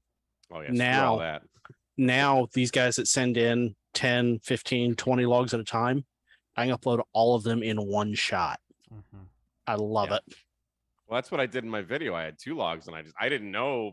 I just did it and it worked. It's like, I got 2 logs. There you go. Done and done. And it took like 30 seconds for it to actually upload. Yeah. We even showed it doing it live on the campfire. Like I did a log literally I did like the other day. I was like, all right, this is how easy it is. Click, drag, press submit, done. That's it. Yep. 43 accepted out of 43 QSOs. Nice. And it was straight from Hammers. Yep. So that's how easy it is. I'm loving all the Hammers comments in the chat now. Yeah. So Jarrett is the developer of Hammers, and he's been on the happy hour before. I invite him every time. I don't know what his work schedule is, but he's out there invited to the happy hour. So you guys keep that. I like to and he is actually hunted. He has hunted me in a park before. I saw. Yeah, I've worked him. Yeah, I think I've worked Vance more than anyone. Because I'll hear Vance come in N3VM. I'm like, whoa, that's Vance. Hey, man. So, I got Vance and Jason the other night. And I think I've only got Jason like once, but I've got Vance like probably half a dozen times. Well, and then I tagged you in the POTA Facebook. Oh, yeah. Everybody does that. Everybody does that. Yeah, it happens. It's all good. All right. Okay, guys, I think that's a good lull in the conversation. We're going to go ahead and shut this down. Really appreciate everyone being here tonight. There's 204 people watching right now, so nice. Please have a good 4th of July. Stay safe. Go out there and ham harder. Do an activation if you can. I would love to go do some POTA tomorrow, but I probably will not have an opportunity to. But I might try to get up early one day this week, Tuesday or Wednesday, something like that, and leave the house early in the morning, right at sunup, and go down to Cedar Hill State Park or something like that and do some POTA. Because I've got 2 or 3 antennas and radios I need to put on a video and go from there. But I think I'm going to go out tomorrow, but I'm going to wait until it peaks at like 103 degrees. That's a good idea. That's my idea. plan. I mean, if you're an Eskimo and you're cold-blooded, that's a great idea. Yeah, that's a great idea. Yeah, I'm not gonna I'm not like I wake up fairly early, but I'm not like. I am not a morning person. It might be at 7 all. or 8 o'clock. I'm not going to roll out of bed and be like, I'm just going to POTA. I should, because that's when it would actually be comfortable. Yes. It'll probably be like 3 o'clock when it's the absolute most god awful hot time. Yeah. I was going to be there with you, Mike. I'll tell you what, sitting outside for 4 days at field day really acclimated me to Texas. Yes. And it was like, all right, my thick, like Floridian blood is back because I've been in Michigan for so freaking long. Yeah, that god awful state. Screw you, Michigan. Oh my god, I hated living there every minute of it. I was gonna say it's 10 o'clock here and it's still 80 degrees. Hey, I would take 80 degrees, my friend. 92. I would take 80 degrees. Warm. Yeah. Yeah. Really it's quick. It's 9:15 here, and it's what'd you say, Frank? 92? 92. And it's 77 inside my current office.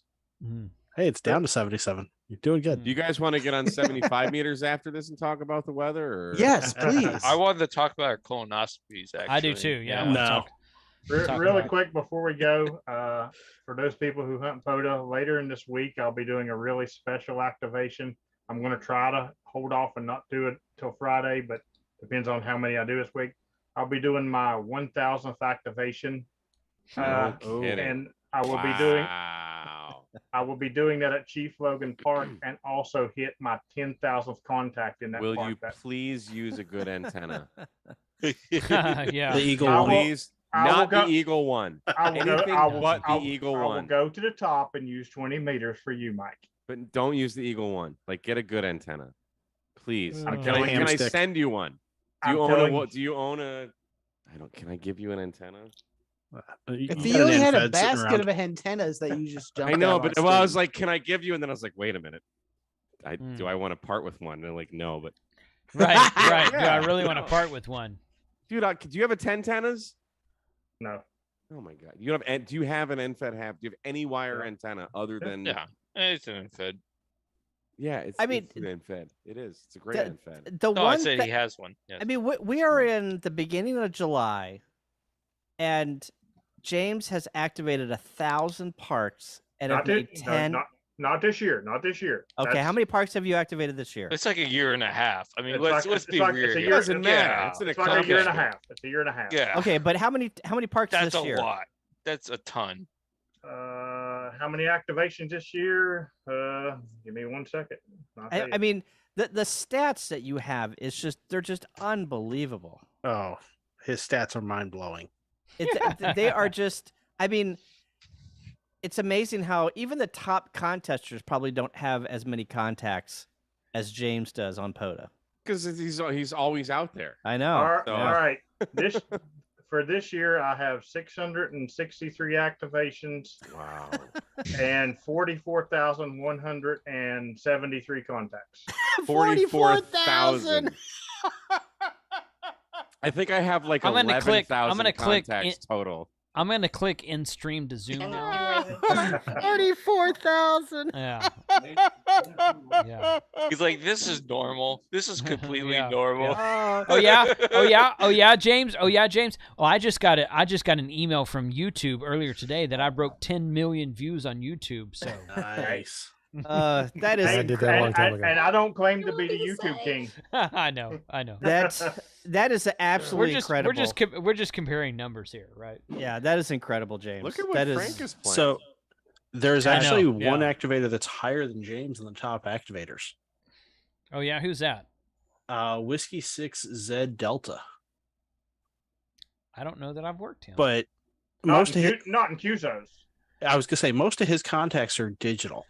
Yeah, that's why he does like 10 contacts and out, pretty much. I was gonna say, yeah, he's got it by parks. That's why. Yeah, he's got unique parks. Well, I mean, James, I mean the pace that you are on and the things that you're doing. I mean, I've said this before in streams. If you want to learn how to work a pileup and to work it correctly and to grab full calls and literally just I learned things from James because James has got thousands of more contacts than I have in my whole career. Every time I listen to James, I learn something from how to work a pileup. Go and see James Spotted and go listen. If you can't work him and you can't get through, just listen how his cadence and listen how he works a pileup. That's how you should do it. If you can't get through my pileup, message me and I'll teach you how. Because I got people that can break my pileup on 2 watts.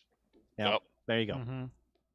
Yeah, it is. I mean, James, you're the way that you do POTA. It's great. It is. You do a very, very good job. Thank you. And I do not go by the numbers. You don't. I was going to say you do not. But it does look like Bill has you beat on activations. Yeah, I'm not even trying for activate. I'm only trying for QSOs. But if you want to talk to numbers, I am the only person in the top 5 in all 3 of the main categories. I go for QSOs myself. I have when I sit down at a park, I don't try to get 10 and leave. That's what mine is. I try to burn the park down. I was like, hey, I'm gonna shoot for 100. I want to get 100 QSOs. I try 100, but some days, man, I'm just some days lucky to some get days 10. You can't. Some days you can't. Some days it's not possible. Other days I walk out with but if like it's 100 rolling in, if it's rolling in and I've got like 40 or 50 and they keep going, I was like, okay, I'm getting to 100 and that's I'm stopping. And I've done that at Galveston Island like 4 or 5 times, something like that. Mike and I can go back and forth and do that. Yeah, we just did that at Galveston. Yeah. We were on 20 and it was like sucking, and then we went to 17. We went to 17, yeah. And Mike got like 60, and he's like, hey, you want to take over? I was like, okay. I got to like 60 or 70, and then I got to like 80, and I think I got to 100, and Mike's like, well, I got to get to 100, and he sat down, he got another 40. So, yeah, we both got 100 that day. It was yeah, it's fun to do. And it's definitely possible, but that's what I like. I don't like to go. I mean, it's cool to go to a park and make 10, and then go to the next park, make 10, and do the radar thing. That's cool if that's what you want to do. But if I go to a park, I sit down. I was like, okay, I'm going to be here all day because I'm making 100 contacts if I can. So I see you tomorrow then, Jason. 3 o'clock, 4 o'clock. 3 o'clock is gonna. Well, you just text me and let me know. Text me and let me know. Yeah. I might come down there. Frank's telling you he's not going to get up till noon. No, actually, I am going to be up at 6 tomorrow, and I'm going to do a search and rescue thing, and then do a parents thing, and after that, I'll head over to the park. That means I'm going to be out there in the middle of the heat. I wonder if I can throw a wire up in my sister-in-law's backyard. That park is going to be freaking packed tomorrow. You realize that, Frank, right? Yes. Yes. Okay. I'm looking forward to it. It's not going to be much room there. So, all right, guys, we're going to shut this down. Yep. I want to thank everyone for coming out tonight. Those of you who joined earlier and left, Don and Josh, and who else was it? Somebody else left earlier too. Matt. Oh, Matt. So thank those guys for coming out today. One of these days, I'm going to get Hank Strange back on here.